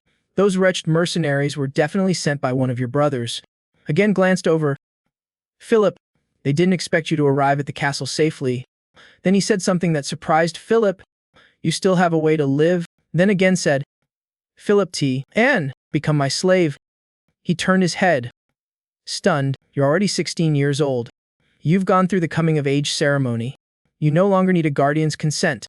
You have the right to choose your own path. He continued, do you want to run away and wait for someone else to finish you, or do you want to struggle until your last breath? The day the gate opened, everyone stood before the large gate. Of course, no one knew what kind of monsters would appear yet. Gab addressed the group. Preliminary predictions: low-level are goblins, mid-level are kobolds, minotaurs, giant spiders. High-level is unpredictable. Our goal is to clear a path to the mid-level monster area. If a high-level monster appears, retreat immediately. Understood. The whole team responded loudly. Yes, sir. He directed. All right then. First, let's scout the surroundings to see if there are any dungeon caves. A soldier sighed in relief. Luckily it's just goblins. We won't have to shed much blood this time. Right? Another person crossed his arms and said, but I plan to pretend him injured and sneak away after we're done with the low-level ones. The other was surprised. Huh, you can do that. He continued. Hey buddy, your first dungeon raid is extremely fierce. No one cares about the rear guard. Who knows if we'll have to sacrifice ourselves while we're busy picking up a few scraps. As he was talking, he bumped into someone else. If it gets dangerous, let's bail first. He was about to curse. Gulp, you son of a... But before he could finish, Bertel glanced over and asked, is Philip here? So he changed his tune and bowed politely. Huh. Lord Bertel? Philip, what do you mean, sir? He looked around. I asked where that bastard Philip is. I remember clearly arranging for him to be here. The other person pointed. Ah, perhaps you mean that boy. In the distance, Philip was happily talking with again. Sir again, here are some rations. I wish you a safe return. He replied. Bertel angrily pushed the soldier aside and walked towards the two of them. This clanless trash, sneaking in as fast as rats. He strode over and called out. Philip, what are you dawdling for? This startled him. Bertel looked down coldly. Have you forgotten what I told you? Hurry up, put on your pack, and get back to your position. Philip flinched upon hearing this. Right away.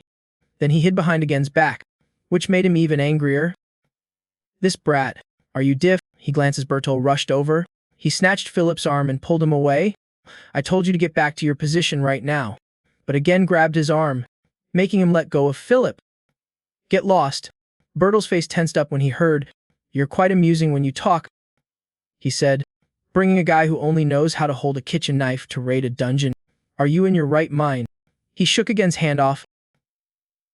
How disrespectful. I just want to train this little brother of mine to be stronger. Then Bertel drew closer. Look at your own position. You have no right to touch him. He froze when he heard.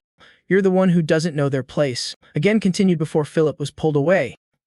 This boy, as of yesterday, is my slave, he said. Everyone here has witnessed it, which surprised Bertel. Again glared at him. This is a bond of blood. If you dare to lay a finger on him, it's the same as challenging me. Again closed in on Bertel, drawing his sword halfway from its sheath. Ah! Before entering the dungeon, do you want a little warm-up? Bertel yelled. You, how dare you be so presumptuous? He yelled louder. Did you think adopting the bastard of another family would be easy? This is an act of blocking his path to advancement. Then he heard the other soldiers talking. But rest assured this time, it's not a bunch of fake knights like before, but commanders with real strength. Did you see the match between Sir Again and Sir Ganfriek last week? It was truly top tier. Bertel glanced angrily. I wonder how long one must train to reach that level. You have to live another life, he thought. Them. Suddenly Camera appeared and patted his shoulder. If it's Sir Again, then I can entrust my little brother to you with peace of mind. He smiled and glanced over. Anyway, at 16, as already an adult, he should be able to choose his own path. Right? Bertel was angry but couldn't say anything. Again glanced. Philip is the pre. When the weak become the target of a beast, it's hard to survive. Even if you hold your breath, they will still hunt you down. He grimaced and gritted his teeth. If you can't get stronger, then find a pack. Camera smiled, approached, and patted his shoulder. Come now, let me show you to the library. Ah! Do you know how to read? That is the survival method of the week. A soldier came to report. Reporting? No sign of the Rushmore. It seems no monsters have escaped from the dungeon cave. We can proceed with opening the dungeon gate now. Gab stood shoulder to shoulder with again, looking cheerful. Good, let's begin then. The gate opened before the soldiers. Open the dungeon gate. Gab glanced back and warned, look after yourselves and survive. Behind them were soldiers well equipped with weapons and armor. Gab again led the whole team. Forward. Behind, Philip and Camera stood waving. See you in 4 days. Sir again, please take care. The gate slowly closed. May the gods protect them. In the dark night, inside the dark and damp cave, piercing screams echoed. Someone fell, blood splattering everywhere. Monsters rushed in, tearing at the soldiers. Their numbers and strength were overwhelming. Some people fell, some screamed piercingly. Save me. From somewhere, a light flashed. A sword blade split a monster in two, saving the one who had just screamed. The survivor was terrified. Huh, am I still alive? Gab cursed angrily. You damn fool. His face was covered in monster blood. Hold the formation tight. He waved his hand at the troops, ordering them to get back in position immediately. They all ran in panic. Gab ordered the archery squad. Archers. Center. Guard the cave. Arrows were loosed in a neat volley. Arrows were shot at the monsters, but they kept rushing forward. Gab shouted loudly, don't let them break the formation. Under Gab's leadership, the group gradually regained the advantage. Goblin corpses were scattered everywhere. One person looked down in fear. I knew it. He felt nauseous at the sight of the goblin corpses. I knew volunteering for a dungeon hunt was a crazy act. He ran away in a panic. I have to get out of here. While running, he looked back. I have to try to get to the entrance. He didn't notice a group of goblins blocking the way ahead. I have to try to get to the entrance. He tripped in fear. The monsters were also crushed by a thrown sword. Gab, behind him, grew angry. You idiot. Did you think you wouldn't run into monsters going back the old way? The young soldier was terrified. Gab grabbed the soldier's collar and shouted in his face, get a hold of yourself. Hiding here is the safest. Gab threw the soldier away and ordered, draw your sword. Hold your position. The terrified young soldier obeyed. Ahead, Gab's troops were still fighting the goblins. Watching the fierce battle on both sides, Gab wiped his sweat. He thought, these mercenaries were recruited in a hurry, so their skill level is this pathetic. Taking this bunch on a dungeon hunt is like committing suicide. Before he could recover, another person reported, Sir Ganfreak, more swarming in. Then another person reported, Sir Ganfreak, we're surrounded from behind too. Gab quickly gave an order. Damn it, switch to a two-front formation, now. Again stepped forward. It'll take care of the rear. Gab panicked and tried to stop him. Wait. Sir again, it's too dangerous alone. But he had already rushed off. In the blink of an eye, again disappeared. Gab was startled and looked down as if he realized something. Again turned into small, lightning-fast vortexes, and his mask fell to the ground. Gab hurriedly gave chase. Putidek, follow me and cover the rear. A group of people went deeper into the cave, with Gab in the lead. Damn it, how did he get that far in the blink of an eye? Suddenly, Gab's eyes widened.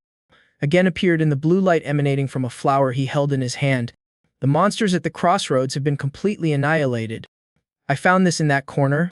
Is it valuable? Gab panted. Pazarski thought to himself, he doesn't even recognize common glow grass. Gab was stunned by Agen's power. How can he possess such a terrifying skill? Agen was only focused on the flower in his hand. It's already wilted.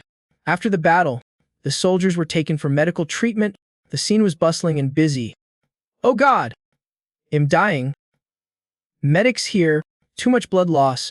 A soldier reported. Sir Agen has finished collecting the remaining magic stones. Agen replied. Gather them here for me.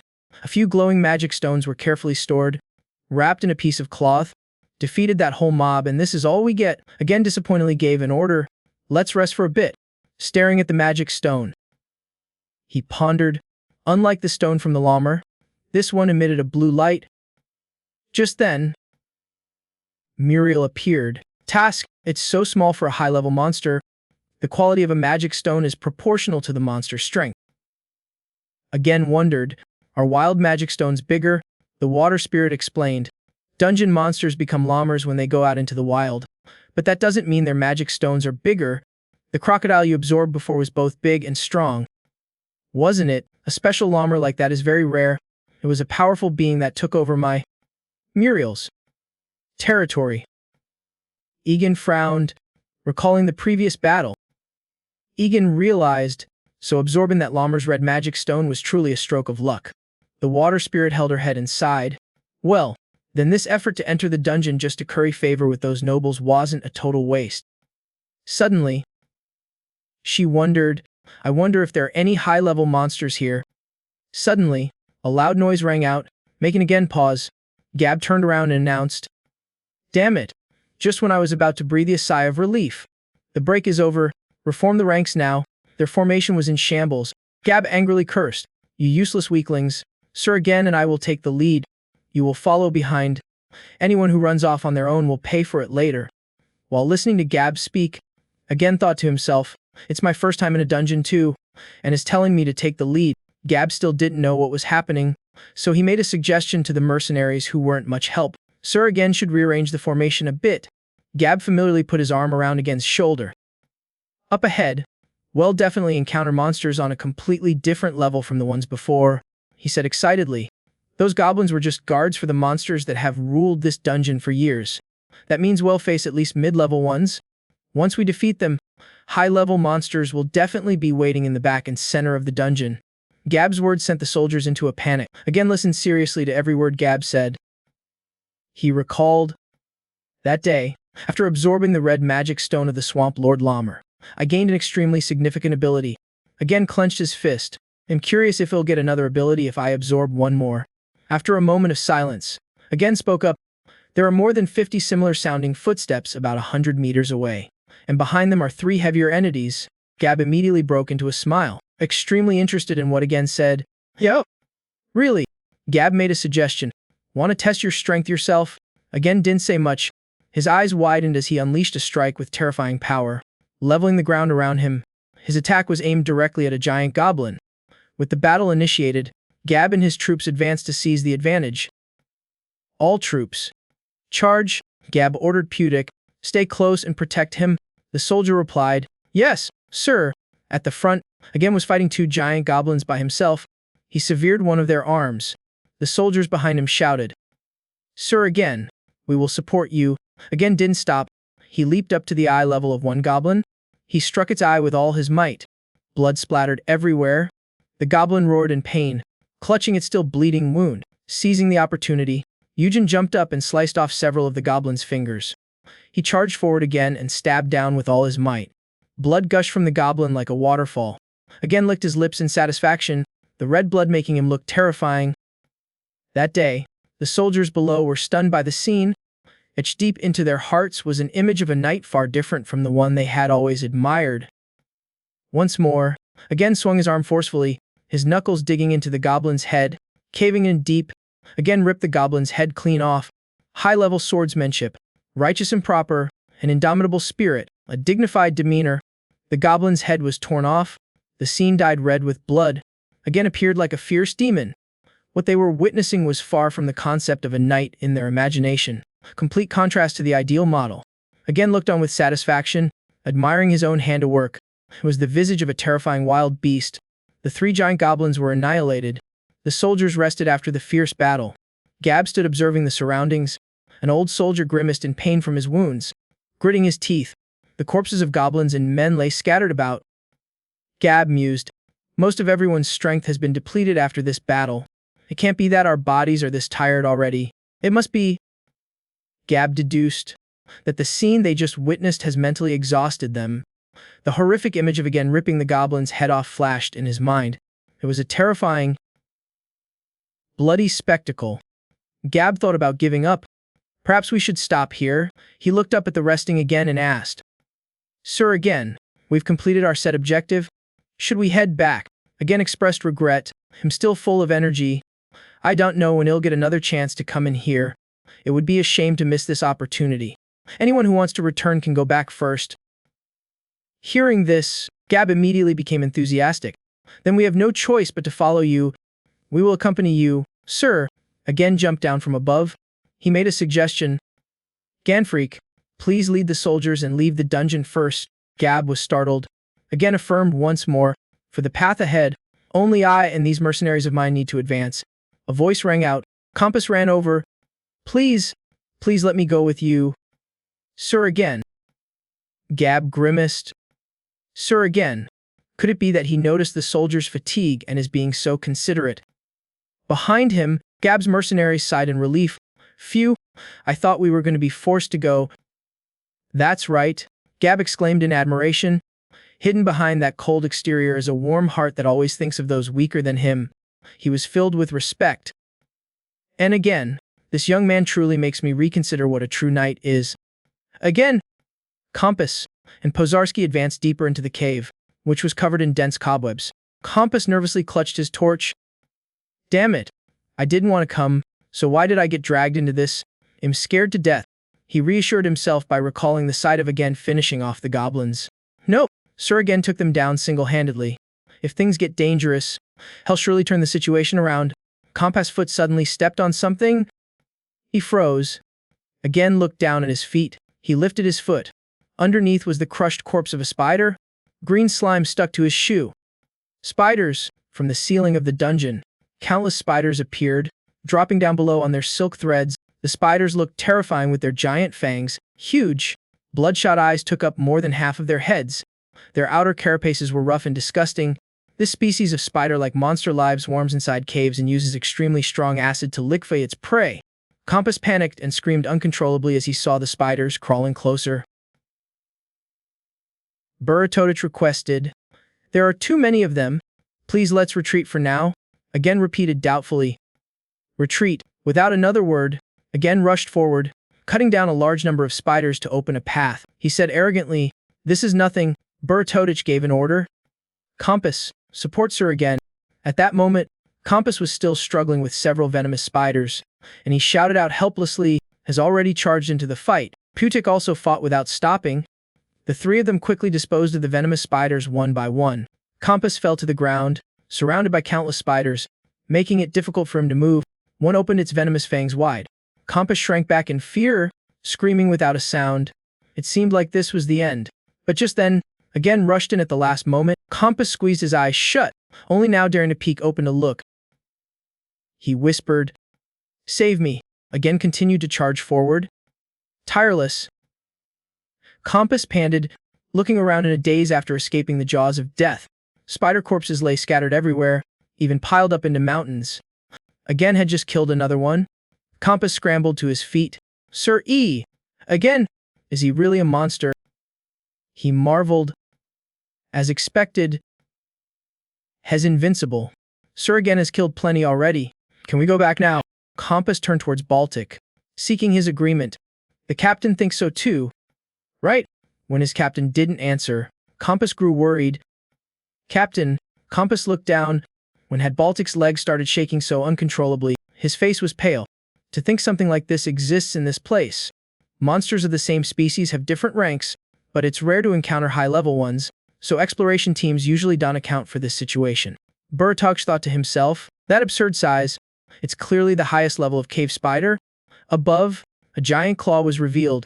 The Spider Lord. A hideous, giant spider appeared with sharp fangs, its mouth splitting in two to reveal a long, writhing tongue. The spider moved angrily, preparing to attack. Patutik screamed. Retreat. Sir again, we can't help you against a high-level lord. At least wait for Sir Ganfreak to arrive with reinforcements. Again's voice was stern. He glared, giving a warning. You too. Back off. This is my prey. Putek lowered his head. Yes, as you command. He was terrified. What? What is this feeling? It's like I've completely lost control. Every nerve in my body seems to be screaming at me to run away immediately. He and Compass fled. Behind them, again was fighting the monster single-handedly. The water spirit appeared. Laughing mockingly, you little brats, your instincts have surrendered to the difference in level with my master. Haven't they? Again asked. Muriel, is that lord as strong as the Swamp Lord? Muriel confidently affirmed. Nope, it's probably even stronger than the Swamp Lord. Edgar said nonchalantly. Then its magic stone must be bigger. Right? Scene change. A small spider slowly lets out a thread to climb down. Suddenly, something slashed past, severing several of its leg joints. It was flung far away. Again, with a cold expression, snapped his fingers as he looked at the dead spider. Again recalled, the second ability I gained after swallowing the Lord's magic stone was the power of camouflage. With the flesh-strengthening ability I already had, its first use was to protect my body. Combined with the camouflage ability to recreate a human form, I was finally able to stand under the sun. Thanks to that, I avoided the trouble of having to shun the sunlight. A girl's voice rang out. "Sir, again, you're not wearing your mask anymore." "Ah!" A group of girls continuously surrounded again. "So you wore a mask before to hide this handsome face. Hiding looks like this is truly unfair." They chattered endlessly. "Sir Knight, please tell us about the recent dungeon opening." All the young ladies drew closer. "We heard you defeated that giant spider all by yourself." Again froze. Flustered, the water spirit appeared on his head, laughing loudly. "My boss is quite the stud, isn't he?" she teased. "Go on, Knight, tell them the story of your glorious victory." A blushing lady said shyly, "Your appearance is just too magnificent. You must have the blood of an elf in your veins." Again was annoyed. An elf, contrary to expectations, becoming a noble is more of a nuisance than anything else. Behind him, Gab, who was joking around with everyone, suddenly stopped. He shouted loudly, "Oh sho-ho, now it's all clear." Everyone turned in surprise to look at Gab as he recounted. "It's true. Ever since we entered the dungeon, I saw that your eyes shone like headlamps, your hearing was as sharp as a dog's, your movements were incredibly agile, and your spear-throwing strength was terrifying. I knew you were no ordinary person." Gab, excited, with one arm in a headlock around Compass and a mug of beer in the other, approached the young ladies. "Who would have thought you carried the blood of an elf?" Gab stared intently at again. "But with looks like these, it's hard not to stand out. How could you have stayed hidden for so long?" Again was annoyed. Has annoyingly sharp-witted, again rested his chin on his hand and said leisurely, "Well, I've never intentionally tried to hide." Again's beauty made everyone at the table pause for a beat. Even Compass blushed with embarrassment. The young ladies couldn't stop sighing in admiration. "Oh my!" Gab covered his mouth. "To be able to lie with such a straight face." Again sighed softly. "I'm just telling it like it is. From now on, if anyone gets suspicious, you'll just blame it on having elf ancestry." When fighting the spider leader, again was victorious and obtained its magic stone. This time, swallowing the magic stone didn't just grant him an ability, a tattoo also disappeared. The tattoo in Again's eye suddenly vanished. This made Again remember a few things. Memories he had never seen before appeared in his mind. "I saw an image of myself, looking as I do now, lying in a strange place. A soft hand took mine. In the unfamiliar space, bell chimed. Everyone was looking at me." Again wondered, who was that woman in my memory? No. Before that, a frightening thought crossed his mind. Are those really my memories? Again slowly closed his eyes. My past that I can't remember, the only thing I've managed to retain. Someone was calling his name. "Sir again. Sir again. Please save me." The shout startled Again, waking him from the strange stream of memories. He looked to his side. Gab was talking non-stop. "Sir Aaron, please save me." Gab tightened his headlock on Compass, making him choke. "You useless punk. I heard everything.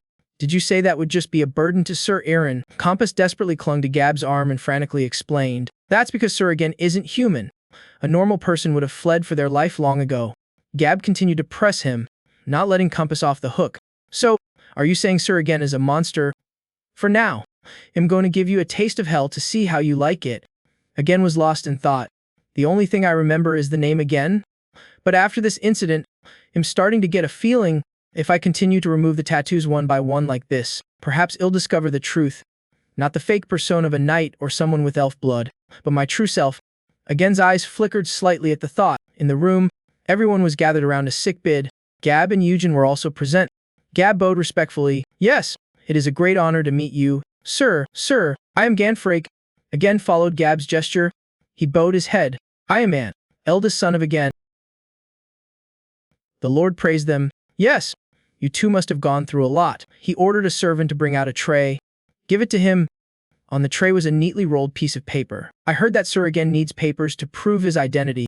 I'm not sure if this will be of any help, but this will serve as perfect proof of identity for Surian of the Again family. Again carefully took the paper. Thank you. My lord, the old man coughed violently. Camera rushed to Tian's side in concern. He warily opened his eyes and said, Camera, because of my second son's ambition, I cannot close my eyes in peace. Camera gently soothed him. Please, do not worry. Father, I will take over the land you worked so hard to build. He placed his hand on Qian's.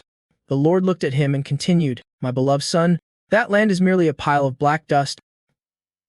Remember well, true Lord, must know how to lead people, not land. Philip and the others listened sadly to the Lord's final words. As he finished speaking, Qian's hands fell limp. He had passed away. The people mourned the passing of their Lord. Again thought, even though I don't know what kind of Lord Qian was, quite a lot of people are mourning his death, but when someone dies, not everyone shares the same feelings. Bertel stood outside, biting his lip, his face filled with anger. The sky gradually darkened. A dark cloud gathered as if to signal an impending bad omen. Gab was preparing to leave. I apologize for leaving in the middle of the Lord's funeral. Camera was understanding. It's all right. I understand you have your own schedule. Gab looked over it again and wondered. Sir, again, are you really going to stay here?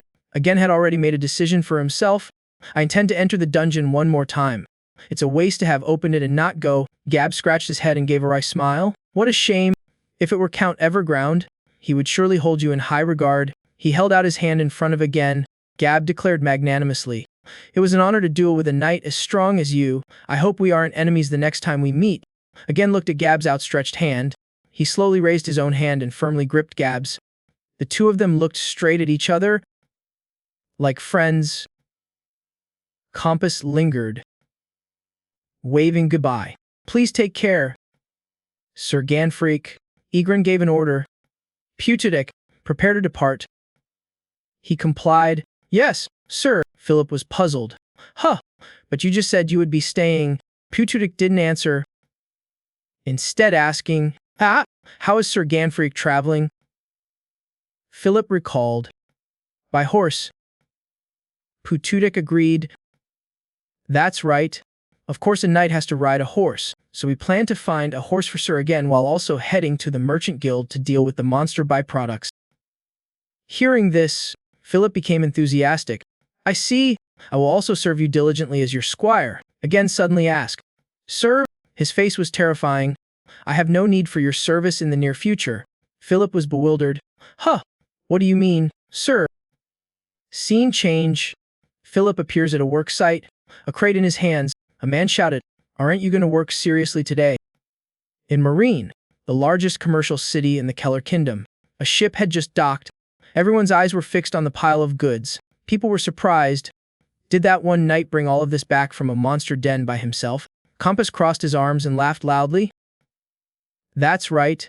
This is all loot obtained by the knight Inez. Everyone's eyes widened. Inez!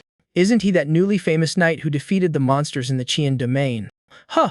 The young knight who broke their necks with his bare hands. Compass pointed and shouted, Hey, you merchant over there, don't just touch that as you please. Philip looked up at the sky, his face covered in sweat. He thought to himself, Sir again, the story seems to have grown a little. Hasn't it? At that moment, a voice came from inside, Please do not worry. Sir again. Bill Moore, representing the Pan Merchant Guild, the leading trading group in Marine, will take responsibility for handling all these spoils of war. Again watched Bill Moore intently. At first, I was skeptical when Putudik introduced this merchant guild, but I didn't expect them to be such a large corporation, very useful for an outsider like me. Suddenly, footsteps slowly approached the door. Gray abruptly opened it. With my experience, it'll push the price of raw materials down to the lowest possible amount. If you sign an exclusive contract with me. I promise. He asked in a stern voice. Which one of you is Sir again? Again calmly rested his chin on his hand and looked at Gray. Putudik leaned close to his ear and whispered, Sir again, it seems the situation has become complicated. He tilted his head. How so? Putudik continued, This man is just a secretary under the vice director of the Fair Merchant Guild. Again interrupted, What's going on? Explain it simply. Putudik continued, I mean, he has more power than Bill Moore. who are negotiating with. It seems he wants to snatch Sir again's spoils for a ridiculously low price to ensure a stable income. You should be cautious right now. His eyes sharpened. Cautious. Bill Moore laughed awkwardly and spoke up. Hey, Sir Grey, Sir again is negotiating privately with me. He interrupted. Bill Moore, don't compete with an opponent you can't defeat. Besides, I don't see any signed contract. Sir again, rumors about you have spread all over the port. They say the knight who broke the troll's neck in Xi'an is piling up spoils like a mountain. Of course, that's just a baseless rumor to inflate the value of the goods. Such a blatant trick from an inexperienced kid. Our vice director, Frida, wishes to sign a special contract with you. Sir again, please leave this shabby place and come with me.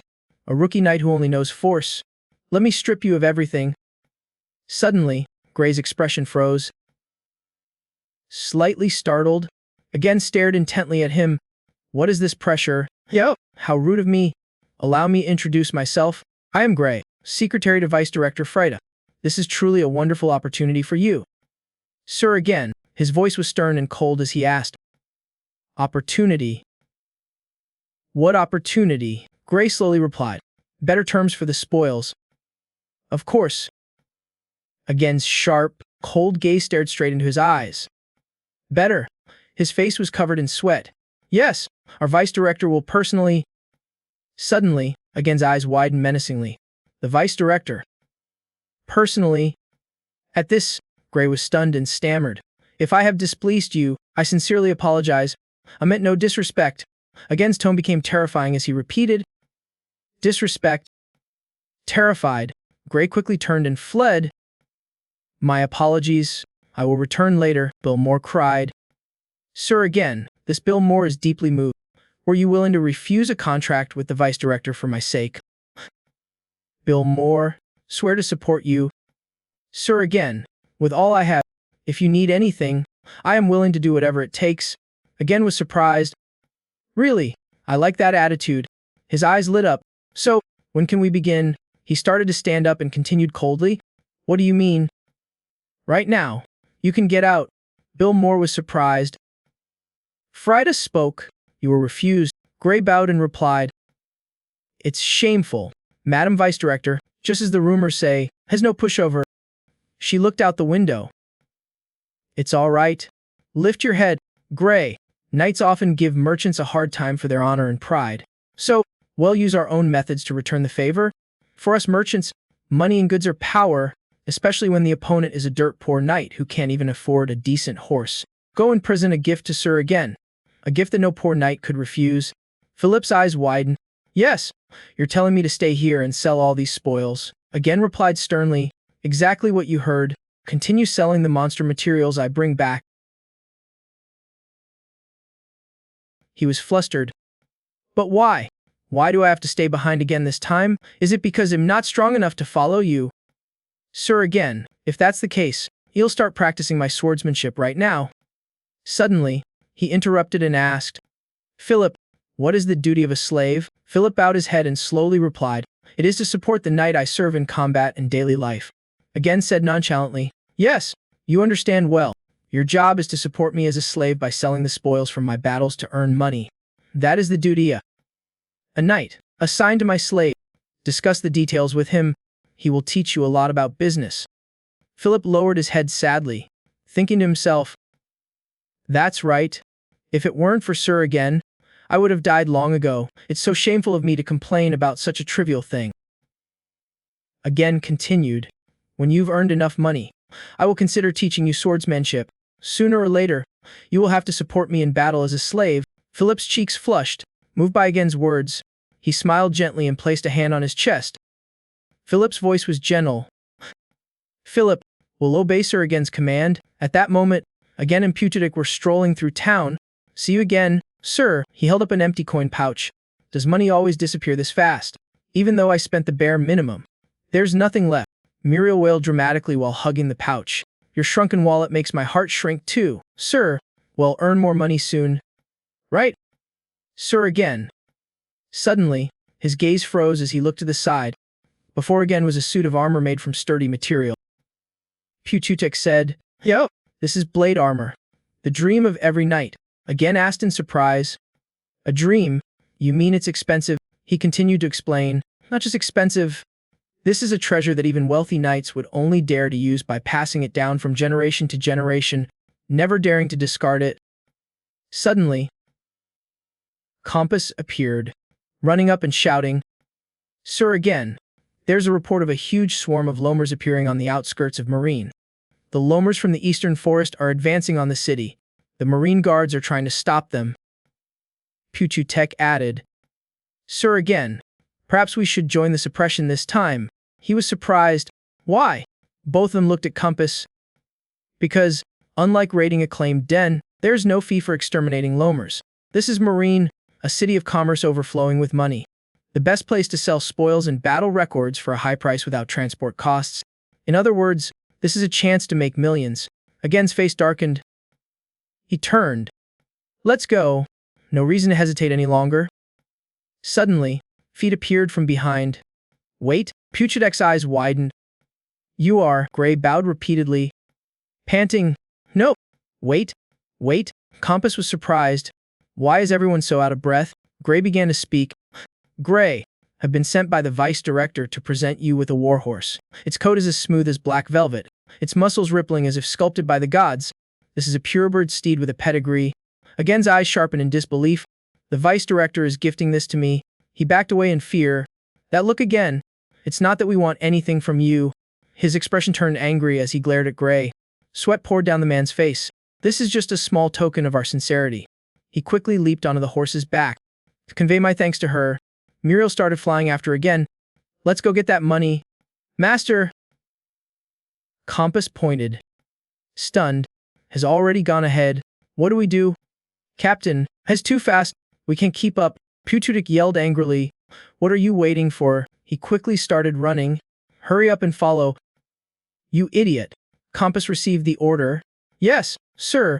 Gray stood firm, watching them leave.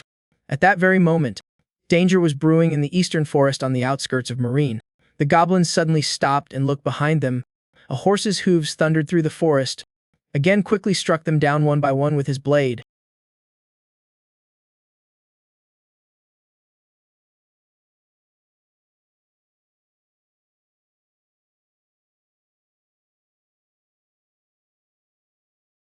The deep forest was filled with a thick cloud of dust. The horse's hooves galloped on without rest. Sunlight began to filter through the canopy. Only when he saw the light did again show signs of stopping. Before him, chaotic battle was unfolding. Marika was surrounded. "You bastards! If you can't kill me, don't even think of taking another step." Giant goblins with blazing red eyes charged madly. Marika and his horse lost their balance and fell. The frightened horse ran off, leaving Marika behind. He cried out in pain. "Marika, a knight of justice, swear on the honor of Marine." Suddenly, a weapon plunged straight into the ground. Marika trembled with fear as he turned to look at the goblins surrounding him. Marika cried out at the sight before him. "Please, spare me." Suddenly, a weapon attacked from a distance, thrown by a figure rushing towards them. Again's face was dark, his sharp eyes ready for battle. His blade continuously cut down the giant goblins. Marika sat on the ground, wide-eyed. Witnessing everything, again skillfully rode his horse in circles around the goblin corpses. Marika chuckled. "I am truly indebted to you. What is your name?" Again didn't answer, merely extending his blade coldly, and swiftly cut down the goblin trying to attack Marika from behind. His body trembled as he backed away. "My name, does that matter right now? If you die here, knowing my name will be meaningless." Countless monsters appeared, drawing closer. "You have a point. If I'm lucky enough to survive this hell, I'll ask for your name then." As we advanced toward the great merchant city of Marine, hundreds of goblins swarmed us like ants, but we fought to the very end. In that perilous moment between life and death, that knight coldly slaughtered all of those goblins, and of course, I contributed as well. In the end, we were victorious and protected Marine. Suddenly, someone asked, "Huh? What I mean is, who was that knight in the end?" Maris chuckled. "You're very curious, aren't you?" He pointed with a serious voice. "His name is Anne again." The crowd began to murmur. "And again, isn't he the knight who cleared the dungeon in the Qian territory?" I heard he ripped the spine out of a live troll. That renowned knight has protected our city of Marine. Surian again is the hero of Marine. Everyone started cheering his name excitedly. And again, and again looked through the window and spoke. The whole city is in an uproar over that knight's name. The higher his reputation gets, the harder he'll be to control. Louis Fair, former representative of the Fair Merchant Guild and current mayor of Marine, said, "Is it all right to leave things as they are, my beautiful niece?" Frida. She bowed. Of course, everything is under control. In fact, I'm hoping Sir again becomes even more famous. The greater a knight's reputation, the greater his fear of losing it. By the way, do you know about the disciple Yen again has with him? Felian added, the child who supplies the merchant guild with his spoils. She replied, "That's right. According to my investigation, that child is the secret illegitimate son of the Qian family." Felian turned his head in surprise. "Yo! You mean," Frida continued to explain, although Sir again's purpose is unclear, it seems he's earning money here to support the illegitimate child of the Qian family. If we skillfully handle both of them, we can establish a relationship with that figure, someone who could potentially become the new master of the Qian family in the future. Felian continued, "Truly, my niece, I understand your plan now. Bribing a knight who is supporting an illegitimate child. Then I should also send a gift to Sir again? As the mayor of Marine, I must repay the hero who solved our city's troubles. I will nominate you as the one to present it. Make good use of the opportunity." Frida bowed and slowly replied, "Yes. Thank you." Night had fallen, enveloping the magnificent castle. A slender finger gently lifted a teacup. A thirsty person will always find their way to the river. Therefore, a merchant's job is simple. Frida smirked with a dark scheme in mind. Dig a well and wait. Footsteps slowly approached. Without resistance, without suspicion. Finally, the door showed signs of someone entering. Again appeared before her. "I will wait until they have drunk all the water I sell." Frida's face darkened with a hint of cunning as she spoke. "Please, come in." He was wearing sturdy armor. The hero who saved Marine, Surian again spoke. "I came to express my gratitude. You are Frida, the vice director of the Fair Merchant Guild of Marine." "Correct." She replied, "Yes, I am Frida, the vice director here. Please, have a seat." And again, to think a person with your appearance is the fearsome knight who broke the necks of trolls. Again's face was cold as he looked at Frida. "She was completely different from the knights I've met. The armor gifted by the mayor suits you well. It was custom made at the best forge in Marine. It's made from a special steel alloy mixed with lock and ogre bone. So hard that even a dragon's tooth would struggle to pierce it." Frida asked, "What do you think of it?" He slowly replied, "It's good. Thanks to it, you'll feel more secure the next time I raid a dungeon. Thank you for the lodging and the delicious food as well. Thanks to that, my mercenaries are also in higher spirits. I hope we'll achieve good results soon. I wasn't expecting these gifts, but I acknowledge your good intentions." Frida smiled. "In that case," suddenly again stood up. "Now, about my offer." He interrupted. "No, I'm busy, so we'll be leaving." Frida was surprised. "Huh, you're leaving already?" Again continued coldly. "When I'm done clearing the Qian family's dungeon, he'll drop by again. It's no big deal." "Ah, that's not it. My contract only pertains to the spoils from this time. Perhaps this will be our final farewell. Next time, he'll focus on collecting magic stones." Again turned and left coldly. "See you then," Frida said loudly in anger. "Wait." His sharp eyes froze as he turned his head back to look at her. Frida continued, "We still have much to discuss." His eyes glared as he asked in a low voice, "What do you mean?" Frida continued, "Sir again, there's a limit to pretending you don't know. The most expensive armor in Marine, prized horse with a pedigree, a luxury hotel, and lavish meals for your entire mercenary team. The spoils you sold to the Merchant Guild aren't enough to cover even half of that cost." Bill Moore and Gray were still listening intently to their conversation. She continued, "Don't tell me you don't know that everything in this world has a price. Or did you not learn that in school? If not, then you're just a shameless knight who knows nothing of honor. Would you like the people of Marine who praise you to know this truth?" Again's eyes were sharp and cold as he looked at her, the hero of Marine. "Sir again," Frida laughed and said, "after receiving all these favors, You're planning to just leave? Surian again. Please, let me hear your reasoning. His lips parted as if he wanted to say something. Suddenly, again smirked and replied, How ridiculous. The first time we meet, you're already trying to give orders, arbitrarily giving me unsolicited gifts, and now you demand something in return. A petty merchant like you dares to threaten me? His words carried no small amount of bite. Again continued, Perhaps you're mistaken about something, so let me make it clear. I signed a contract with your Ferald through Bill Moore. As long as you purchase my goods properly, I will leave you be. I don't care what the people of Marine say about me, but as you said, everything has a price. Go ahead, run your mouth all over the place. Then you'll find out what the real price is. Vice Director of the Fair Guild. From my perspective, your Fair Guild is colluding with the city of Marine to mistreat the knight who saved this city. Keep living like that. The next time danger strikes, no knight will dare to step up and protect Marine. My business is done. I'm leaving. Puchidek turned his head and added, My apologies for the disrespect. Vice Director, it's truly a pity. If you had done things differently, perhaps we could have become good partners. Bill Moore looked awkwardly at Vice Director Frida's expression. Suddenly, she spoke up, Surian again, please wait a moment, I was truly rude. Frida, Vice Director of the Fair Guild's Marine Branch, sincerely apologize to you. Sir again, I allowed my greed to get the better of me. Wanting to gain the upper hand in our relationship to make up for this disrespect, I hope to start over with you. Sir again, we will maintain the current contract with Bill Moore and add new terms. I assure you that you will no longer have to worry about anything. I'm sick of knights who are easily swayed by expensive bribes. Most of them are just fools chasing fame and fortune. But this guy is different. Again's eyes were extremely sharp. This guy is too dangerous to mess with. Perhaps that's why a merchant's intuition won't let me lose him. Suddenly, Frida paused and slowly looked up. Again continued. Very well. I'll hear your offer.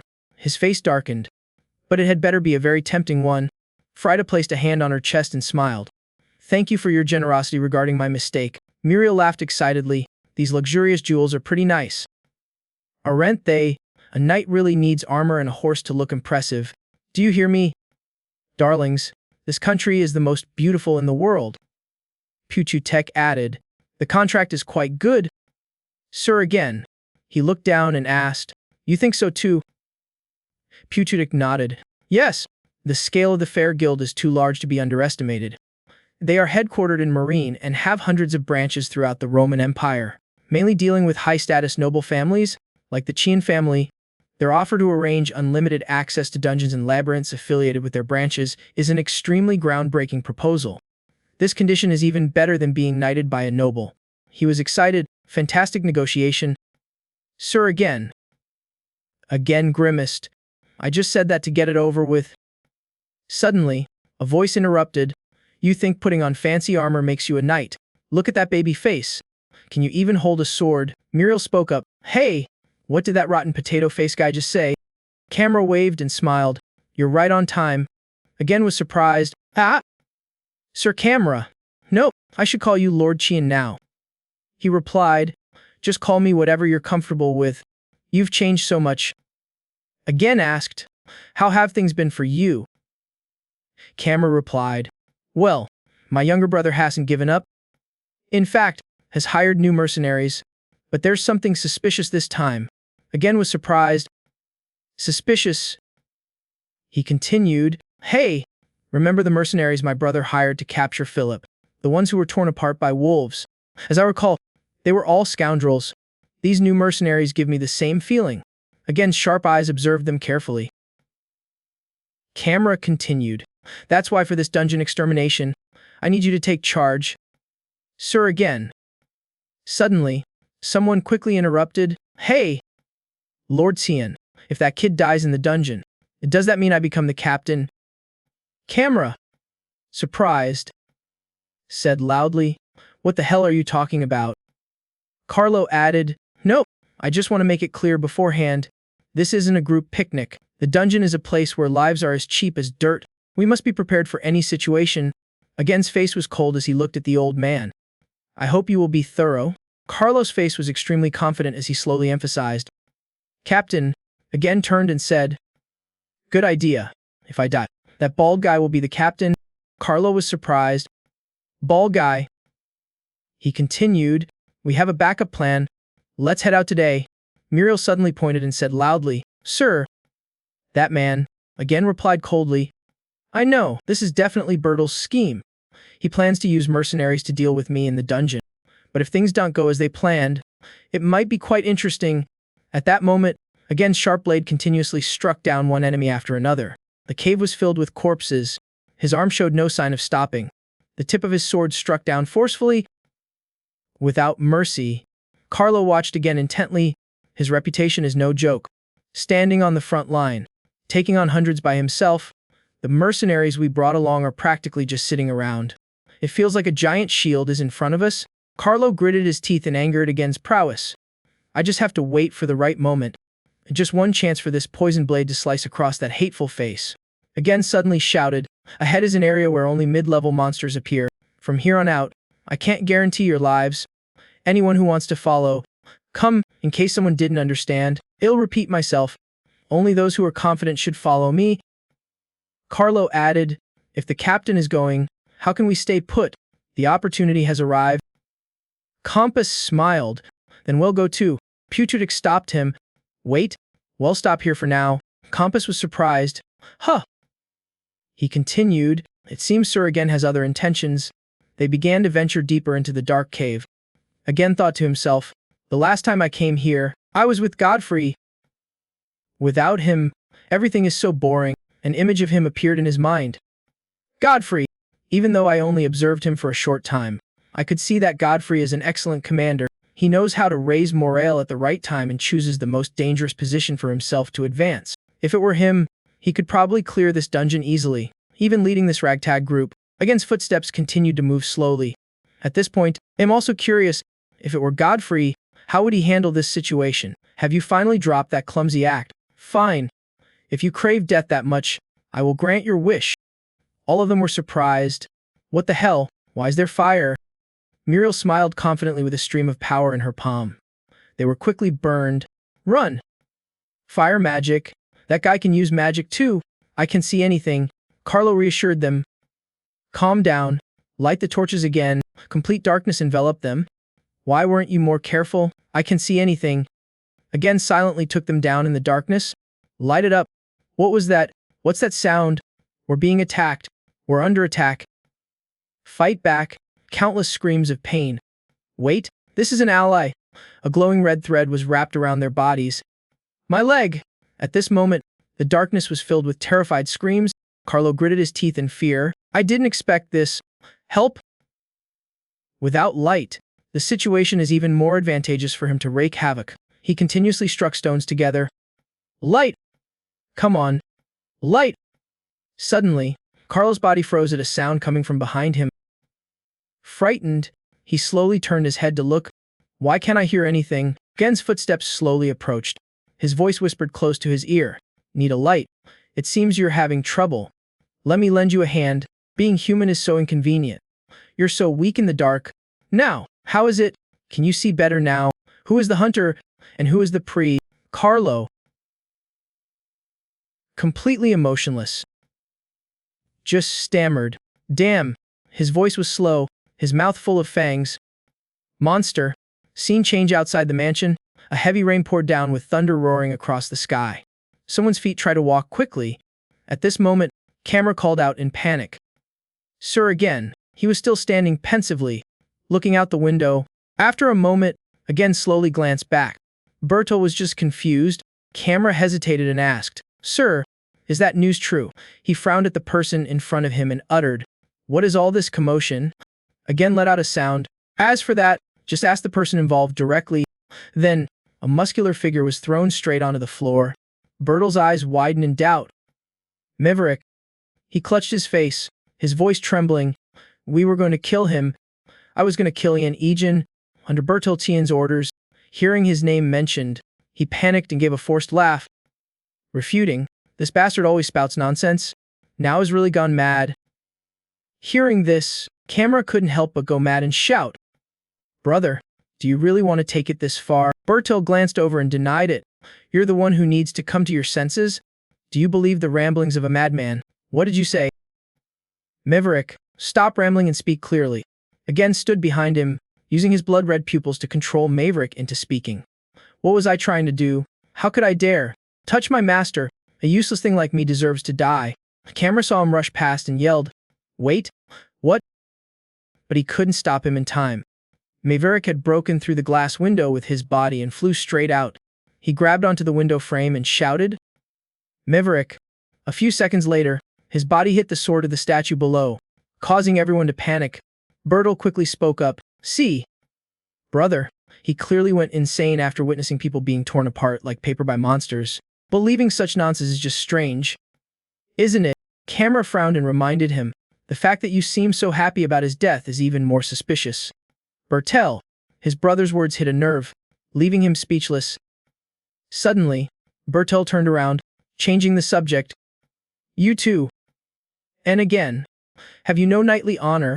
You dare to slander me with such vague and absurd words." His face darkened as he questioned. "Bertel, speak on your honor as a knight. Are you truly innocent?" Although he was terrified, he still managed to blurt out 2 words. "Of course." Again suddenly raised his arm and called out, "In that case, Bertel, on my honor as a knight and in the name of truth," he pointed his axe forward provocatively, "challenge you to prove it in a duel." Hearing this, he could only grit his teeth, not knowing how to respond. Scene change outside, voices chattered in the twilight. Is the second young master going to have a duel in the front yard? Oh my god, what kind of trouble is the second young master causing this time? I heard he hired an assassin. Hired an assassin? He's always causing trouble. But this time it's too much. Who is he trying to kill? They looked at him and Bertel standing opposite each other and gossiped. I heard he wanted to kill the knight the Lord hired. Suryanegen. He seriously raised his sword in front of him. Camera stood to the side, watching with worry. He closed his eyes and thought, the two sides are in sharp disagreement, so this time force will be used to determine the truth. The truth will be guided by the true will of the gods. Again's cold face appeared with the thought. To the hands of the victor. At this moment, Bertel swung his sword down, letting out a sharp cry. He gripped the hilt tightly and charged at him. Again simply held his sword out in front of him. Immediately after, the two swords clashed with a screech. Bertel quickly swung upwards with a powerful strike. He attacked him with all his might but was still no match.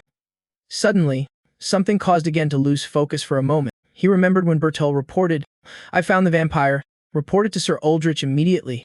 Returning to reality, Again spoke. "To think I was chased for over 10 years by someone like you." Those words made him falter, both scared and worried. Seizing the opportunity, he slashed downwards, pushing Bertel back. He gritted his teeth and glanced down at his sword. After Again swung his sword back, his sword was also knocked into the air. It quickly plunged into the ground. At the same time, Bertel fell with a thud. His pupils glowed bright red, his voice filled with killing intent. "Now! Take this!" He was terrified, only able to stare wide-eyed at what was coming. Meanwhile, Camera was thinking, Bertel's swordsmanship isn't bad at all, it's just that this time, even an outsider could see it clearly. He stood still as soon as he saw his brother fall. At that moment, Camera realized Again was stronger than his younger brother. Observing the overwhelming aura coming from Again, Camera confirmed, by a lot, without any hesitation, one of Bertel's arms was sent flying. At this moment, he hurriedly ran over and shouted, "Stop!" He glanced over and coolly repeated one word, "Stop! Get out of the way! The duel isn't over." "Sir Chian," Camera held out his arm to block him. "I cannot stand by and watch my brother die at your hands." "Sir Again, Bertel is injured and can no longer prove his claim. The victory belongs to you." "Sir Again," Bertel urgently shouted. "No, I can still fight. Let me send him to the heavens myself," he roared in rage. "Bertel," he looked down at his younger brother and advised, "That's enough. The outcome is decided. Accept your guilt with dignity and repent in prison." He shouted irritably. "Shut up. What crime have I committed?" Camera pulled him back. "Bertel." He gripped the sword in his hand tightly and shouted. "Again." Bertel charged forward in a rage. "If only you didn't exist. If you had never appeared in my life, I wouldn't have to suffer like this." A second later, bright slash passed by his face. Suddenly, Again looked down, confused. Bertel wondered, why isn't my body obeying me? His feet were still standing firm, but Bertel had fallen. Huh! My armor. Brother. He stared wide-eyed, listening. You should have taken the last chance, your brother. Again sheathed his sword, leaving a long trail of blood, and called his name. Bertel. The people standing around could only watch in silence. When it was over, he turned and left, leaving behind an extremely tense atmosphere. Cameron's face darkened as he let again and his people leave. Thinking to himself, my foolish younger brother. Scene changed to a harbor, seagulls soaring high in the sky. As again walked down the corridor, a voice echoed in his ear. Don't you regret it, sir? He asked nonchalantly. Regret what? Muriel flew ahead and replied, Ah! The first thrall you created? Was he only used to confess and then be thrown away? Again thought back to that moment and said, It's nothing, a creature so weak it couldn't even endure becoming my thrall. Keeping him around would only risk exposing my identity as a vampire. Using him as a tool to provoke the duel was enough. Do you think I would spare someone who dares to bare their fangs at me? Miriam heard this and exclaimed, Truly a vampire, cold and emotionless. Like this, vampires are supposed to have hordes of slaves? Right, slaves are a symbol of a vampire's power. He answered bluntly, I don't need them. She sighed, You really don't understand anything about the bloodline. Again reached for the doorknob. Thralls created from the weak are just a waste of cleanup effort. If I had to choose someone suitable. Just as he opened the door, a panicked voice was heard. Sir Gab. He watched them talk to each other in confusion. Yes, I heard it's chaotic over there. But when did he go in there? Anyway, it's been 2 weeks. Bill Moore suddenly turned and called out. Sir again. Frida also paused for a few seconds. He quickly ran over to greet him. Sir again. Hello? I heard you successfully cleared a dungeon this time as well. He nodded. Yes, I'm happy to see you again too. So, did something happen to Sir Godfrey?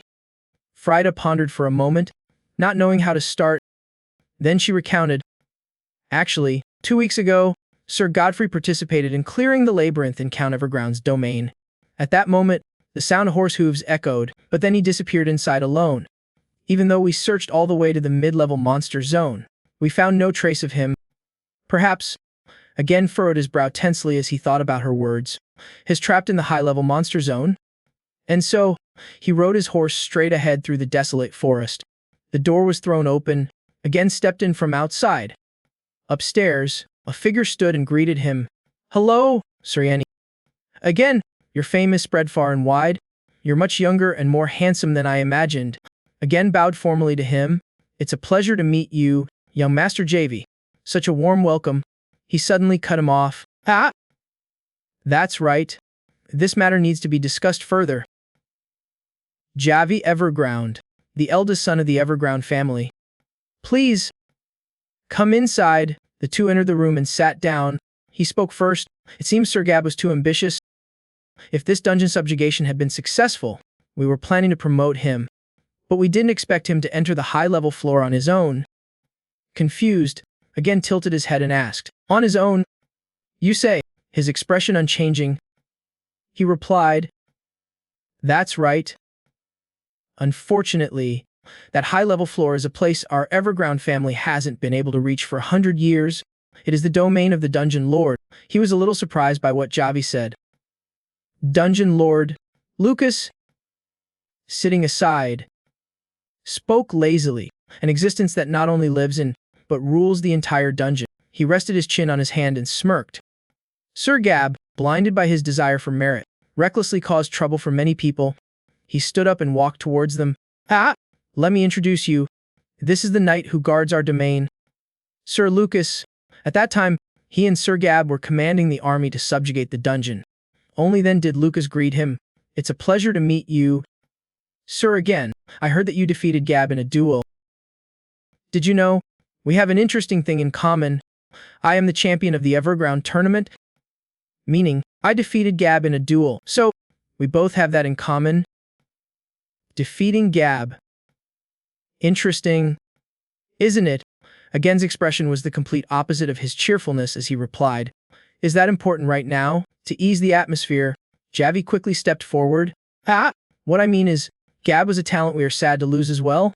Regarding this incident, I sincerely apologize to you. Sir again. He pointed at him and asked hesitantly, I heard that you and Sir Gab share a very close friendship. Is that right? An image of Gab winking appeared in his mind. Sir again and I are soulmates. He replied warily and thought to himself, ah, you could say that glory hound. Javi sat in the opposite chair. Since you're close friends, I suppose Sir Gab helped you out a lot. Listen carefully. For the past 100 years, our family has tried to conquer the high-level floor many times, but the result was always everyone going missing. Therefore, we have a rule: if someone is not found within a month, the search will be stopped and they will be declared dead. Do you understand? Sir again. Sir Gab has been missing for 3 weeks. If he is not found within the next week, hearing his last sentence, he froze, his eyes wide. Then it will be considered hopeless. Again hastily shot to his feet. Then I will depart immediately. Seeing this, Javi quickly raised a hand to stop him. Wait, I understand your impatience, but the dungeon is not a place one can enter and exit casually. He held up 3 fingers as an announcement. 3 days. In 3 days, Sir Lucas and I will prepare an elite squad. He turned back and listened silently as Javi spoke. In the meantime, please rest and regain your strength. Again's face was dark as he said, Thank you. He continued, One more thing. We've just hired a sorcerer. I will send that person to assist you. They are quite useful. Muriel appeared, rubbing her chin and asking, A sorcerer? Outside, she immediately complained to again. Ah, that spiky-haired guy is truly useless. Muriel angrily shouted, making him pay attention. He may look scrawny, but his skills are no joke. Do you believe that? Sir again, I really want to pour a bucket of water on his nose to wake him up. Again didn't answer, but lowered his head and thought, This is suspicious in more than 1 or 2 ways. Before I parted with Gab, he said, an image from the past suddenly appeared. It'll be promoted by Count Everground for my contribution this time. Why don't you come with me and enjoy those great benefits? Back in the present, he focused his thoughts. He was promised a promotion, which is why he tried so hard to open the door and eliminate monsters in the dungeon. Why did they suddenly change their story like that? Besides, from what I know, is not the type to act recklessly just because of a temporary desire to fight monsters. A villager suddenly shouted, Hey! Over there! Over there! Again didn't hear, still lost in thought. Even if he was in a hurry, he would have prepared an elite team and advanced safely. The villager continued to shout the name that jolted him awake. Messiah's coming. Before him was an old man standing on a stage.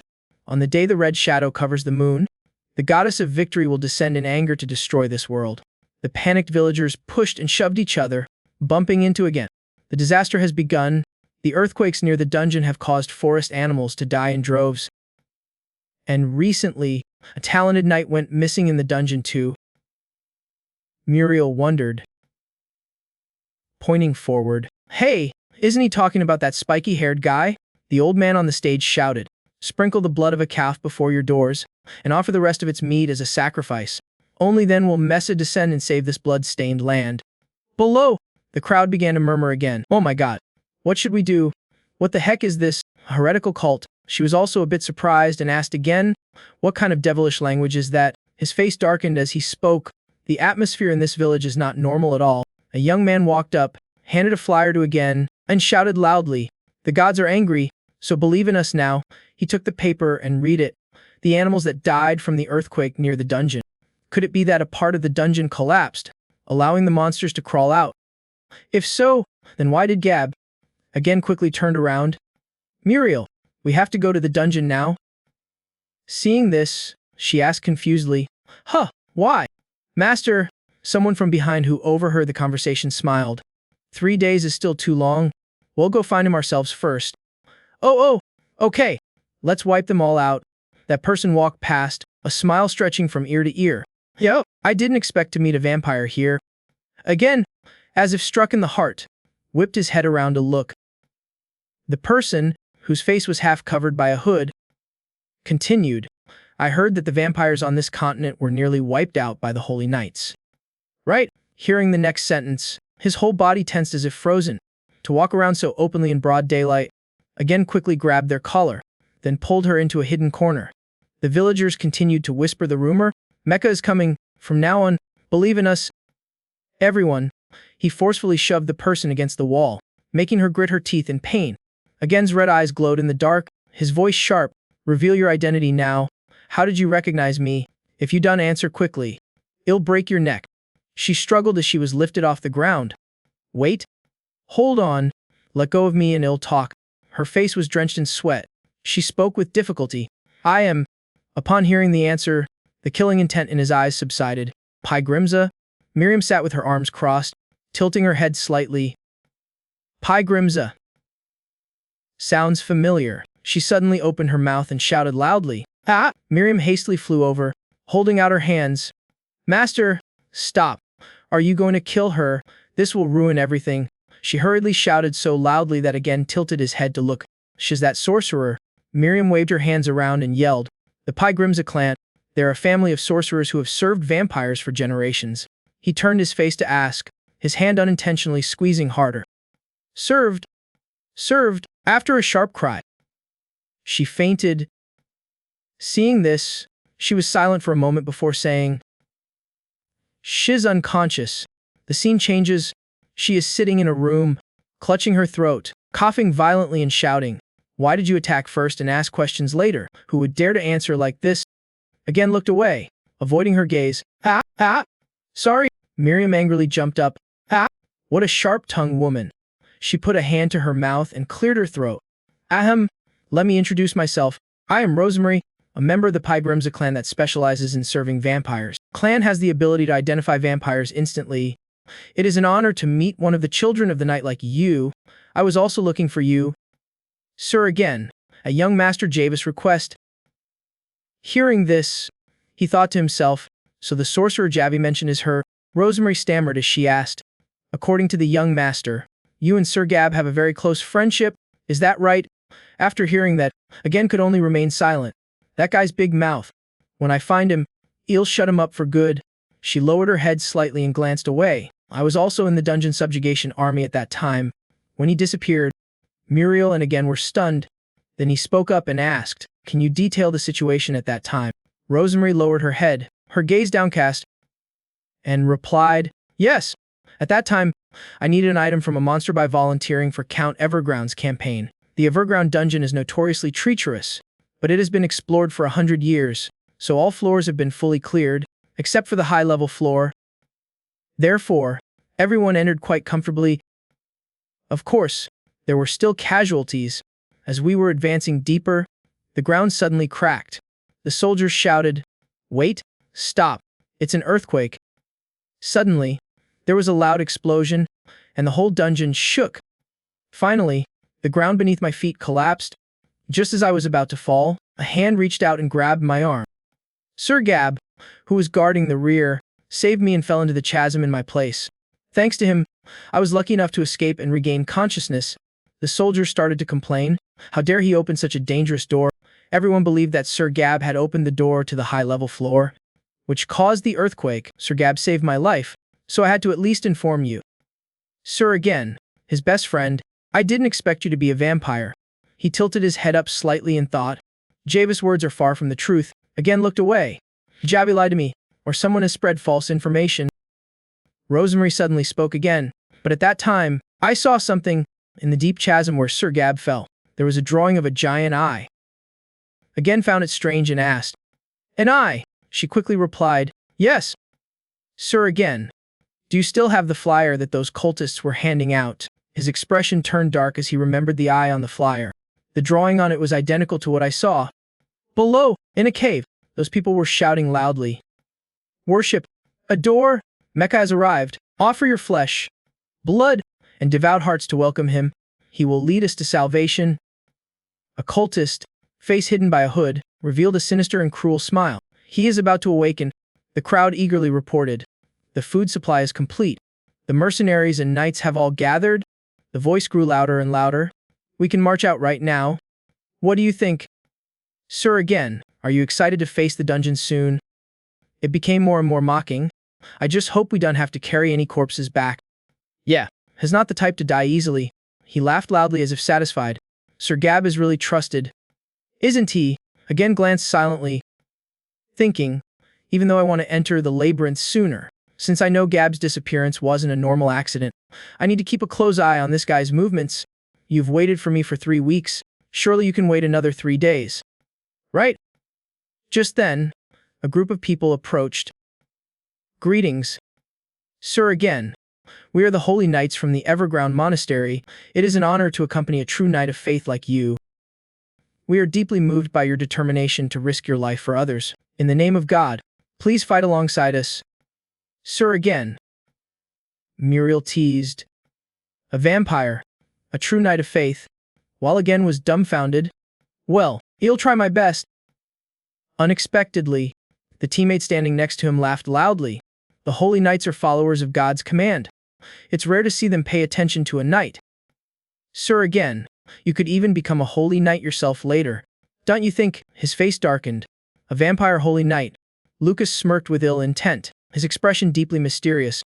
Again, with his blazing red eyes, glared at him in silence. The door swung open as if welcoming everyone. Again called out, Puchidek, come here for a talk. He replied, Yes, sir. All around, voices of caution were heard. Everyone, rest here for a moment. Don't let your guard down. Just get a drink of water and return to your positions immediately. Muriel was still looking around with sparkling eyes. Master, this place is magical. You've observed it. Haven't you? It's completely different from the dungeons I've seen before. This place was artificially created, so it has the minimum conditions for survival, and the monsters are moderately distributed. If the worst-case scenario happens, we can also hide in this labyrinth to survive. At this moment, Lucas shouted, This is an ideal place for evil things to hide. Isn't it? Don't you think so? Truly an outstanding talent. No one died on the way here? Again wondered, how much farther until we reached the place where Sir Gab disappeared? He sneered, Don't be so impatient. You said you trusted Gab. Didn't you? Again replied to Lucas with sharp eyes that seemed to stab right into his throat. Lucas continued arrogantly, But right now, the person you should trust the most is me. Didn't I tell you? We of the Everground family have already figured out all the traps in this labyrinth. He was curious, but why do people still die every time we go in? He chuckled. That's a small matter that can be considered a sacrifice to return safely. Again seemed horrified upon hearing this shocking news as they entered the labyrinth.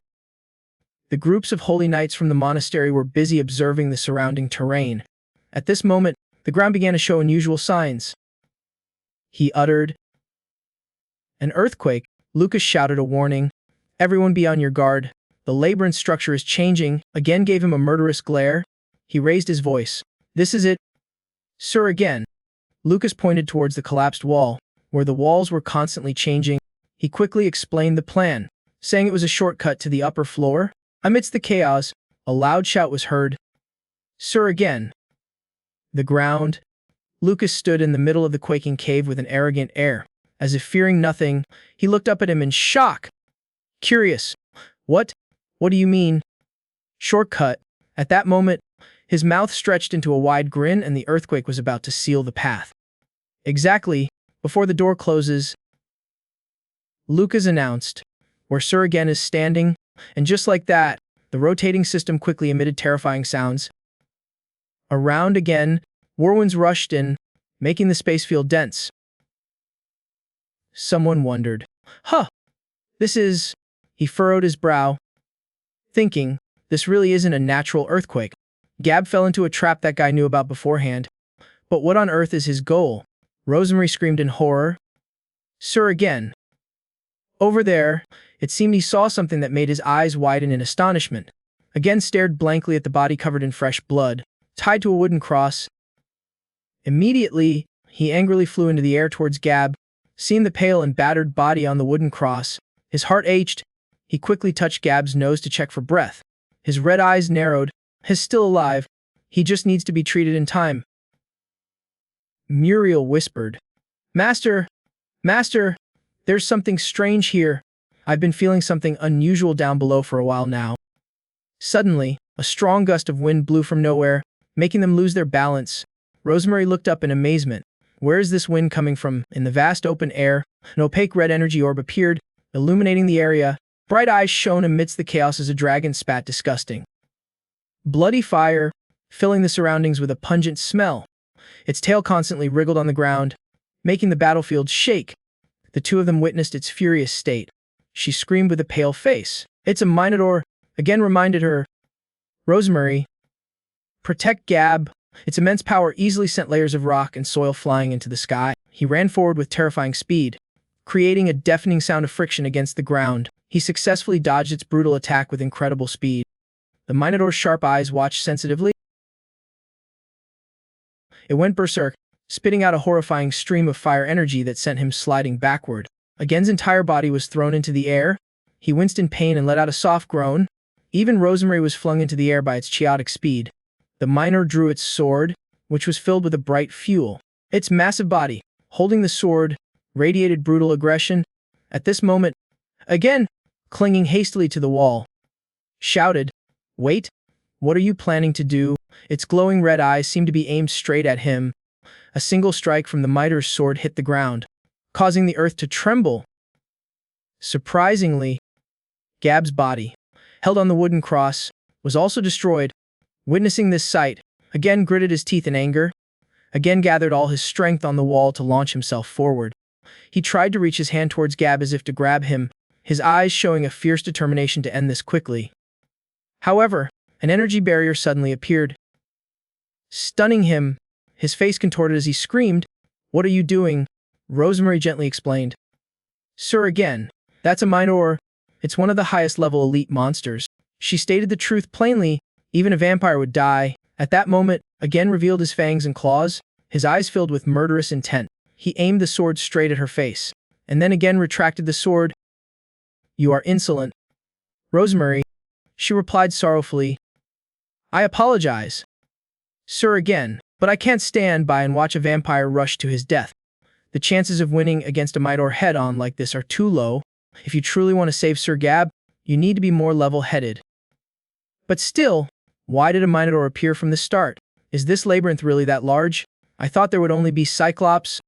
While they were talking, the door behind them slowly opened. Light shone on them, accompanied by his provocative voice. "Oh my! I never expected that sorceress could use earth magic. You survived thanks to Gab? I thought you were just an eccentric sorceress who could only create illusions." "Who knew?" His eyes were sharp and his lips curled into a provocative smirk. Lucas laughed loudly. "Oh dear, I never expected that sorceress could use earth magic. You don't really want to save Gab, do you?" Rosemary continued, "It's because everything happened so fast back then." Suddenly, again's muscular arm grabbed Lucas by the collar. "So, it was you." His eyes were sharp, the one who reduced Gab to this pathetic state. He chuckled. "Oh my, I saw that Sir again missed his friend so much, so I just helped you two meet.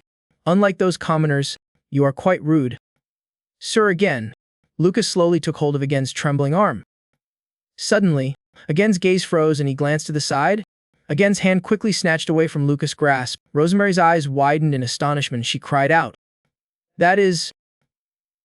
Again continued, "That power just now, the purple light glowing on Lucas' hand, isn't that yours?" Rosemary continued, "Sir, again, that pattern is clearly a power transfer spell. It was originally used to transfer energy between humans, but when it started being used to transfer the power of non-human creatures, it was completely forbidden." Lucas interrupted. "Forbidden magic, that's just a cowardly word game used by those who want to monopolize power. You still don't understand. We are the chosen ones. When despair floods the world, we will survive by the will of the gods." Lucas' face froze. Again cut him off. "I see.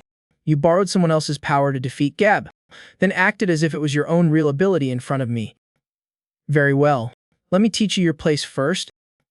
Suddenly, a radiant red power erupted from his entire body. The two powerful energies collided. Rosemary thought to herself, "Such terrifying energy. How can a normal vampire emit something like this?" Lucas' attitude was now extremely confident. "Well, hiding one's power." His elbow quickly struck again. "Isn't necessarily a bad thing."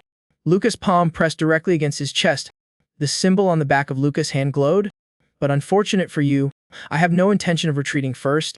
Both Again and Rosemary were floating in mid-air.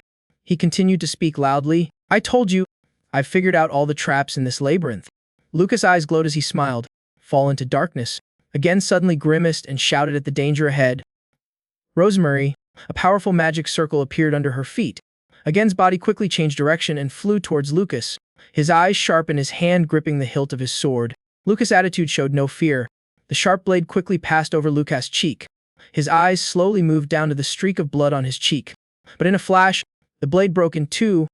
He thought to himself, "And again, I've heard you were strong, but that just now truly exceeded my expectation. In a direct confrontation, I'm not sure I could win." Indeed, using Gab as bait without killing him was the right decision. Finally, the last sacrifice is about to be offered. The magic circles were gradually breaking apart. "Sorry, sir, again. The magic circle can't be drawn any further," Rosemary hurriedly said. "Wait. Sir, again. Where are you going?" Her face was filled with panic at the situation. Rosemary quickly escaped. "What is this trickery? I should have just pretended not to know. Why did I get involved and end up in this mess?" Suddenly, she froze and looked ahead. Again's face was dark as he held Gab in his arms. He spoke up, "Hey, can you save him?" Rosemary stammered, "Well, my specialty isn't healing magic." Again's voice was cold. "That's not the answer I want to hear." She was too scared to answer him. Suddenly, blazing red vortex appeared below. "I'll do my best," Muriel quickly cried out. Master! Master! I've checked. There's absolutely no way out," Again said sternly. "No wall can be broken." She continued, "Yes, this place is like an isolated boss room at the very end of the labyrinth." Muriel seemed solemn. "Master, there is something I wish to report. Although this place is filled with water energy, a water spirit cannot control anything here at all." Her gaze was fixed ahead, especially on that pool of water. Again's face froze as he carefully observed the surroundings. Those glowing eyes on the wall. Are these the eyes Rosemary saw underground? He asked. "Muriel, why can't you control this?" She replied, "In principle, I can only control the blood of the dead. This means the owner of this blood is still alive." Suddenly, a dangerous presence emerged from under the water. A dark monster was trying to rise from below. Again stood firm, fearlessly watching the monster rise. Rosemary, who was transferring energy to Gab, was also extremely surprised. Again said loudly, "Muriel, find a way to create an opening for us to escape." She received the order. "Yes, Master." Before him stood an enormous demon king. His eyes darkened as he turned to look at Gab, who was still unable to move. Again's gaze suddenly shifted. "I have to neutralize the thing first." Finishing his thought, he quickly rushed forward. The Demon King's large hand also began to rise amidst the chaotic scene before Again. His attitude showed no mercy as he gritted his teeth and leaped high. Again's body moved across the surface of the bright red water. Right now, his blade quickly struck the Demon King's body. Suddenly, Again froze, looking at his shattered sword. The Demon King then began to open its large mouth. A bright light within, its arm directly swatted Again, sending him flying far away. Streaks of blood mixed with the bright red water. Again suddenly stopped and looked back. His eyes were sharp as he gritted his teeth, gathering momentum to jump high. Again's body now merged with the water. He moved skillfully, constantly changing direction. The giant Demon King remained frenzied, showing no mercy. Again looked down at his sword. A normal sword couldn't even leave a scratch. Suddenly, a stream of power slowly emerged from his armor. Red streaks slowly enveloped the blade. Again's face darkened as he got into a ready stance. "I'll use this to deal with it for now." His eyes were still fixed on the Demon King. Again's feet quickly leaped from his position. His face was dark, his sharp eyes observing the surroundings. Again's body moved skillfully, changing the direction of his attack. Suddenly, his body froze in considerable pain. The Demon King before him was still a difficult threat to defeat. It continued to attack again relentlessly. His body was sent flying against the stone wall. Purple power enveloped the Demon King's entire body. Rosemary, still focused on transferring energy to Gab, looked up. Her face was filled with fear as she stammered loudly, "Hey, Sir Gab, wake up. Your friend is in danger." Again was trying to get up. Rosemary was right. A streak of blood appeared on his face. This high-level monster was unusually strong. Its angry eyes glowed, staring intently at Again. Suddenly, the Demon King's giant arm reached out to do something. His gaze froze at the Demon King's action. Its eyes were still glowing, making its next move unpredictable. A fiery arrow shot through the crimson haze at an extremely high speed. Again's entire body stood in front of Rosemary to take the hit. Her eyes widened in horror at what was happening. "Sir Again." His face darkened as he tried to look up. Panting heavily, Again's body trembled. "So helpless. This familiar feeling has haunted me for decades. The large palm attacked again. It's obvious. Again's eyes, still fearless, looked up. But why? Why is it more painful this time than that day? Again's entire body was sinking into the water. The streaks of blood on his face flowed continuously, showing no sign of stopping. Before him was the image of a terrified Rosemary and an unconscious Gab. Why? Gab still showed no signs of waking up. Suddenly, his eyes slowly began to open. Gab's eyes widened in surprise as he looked in that direction. Why?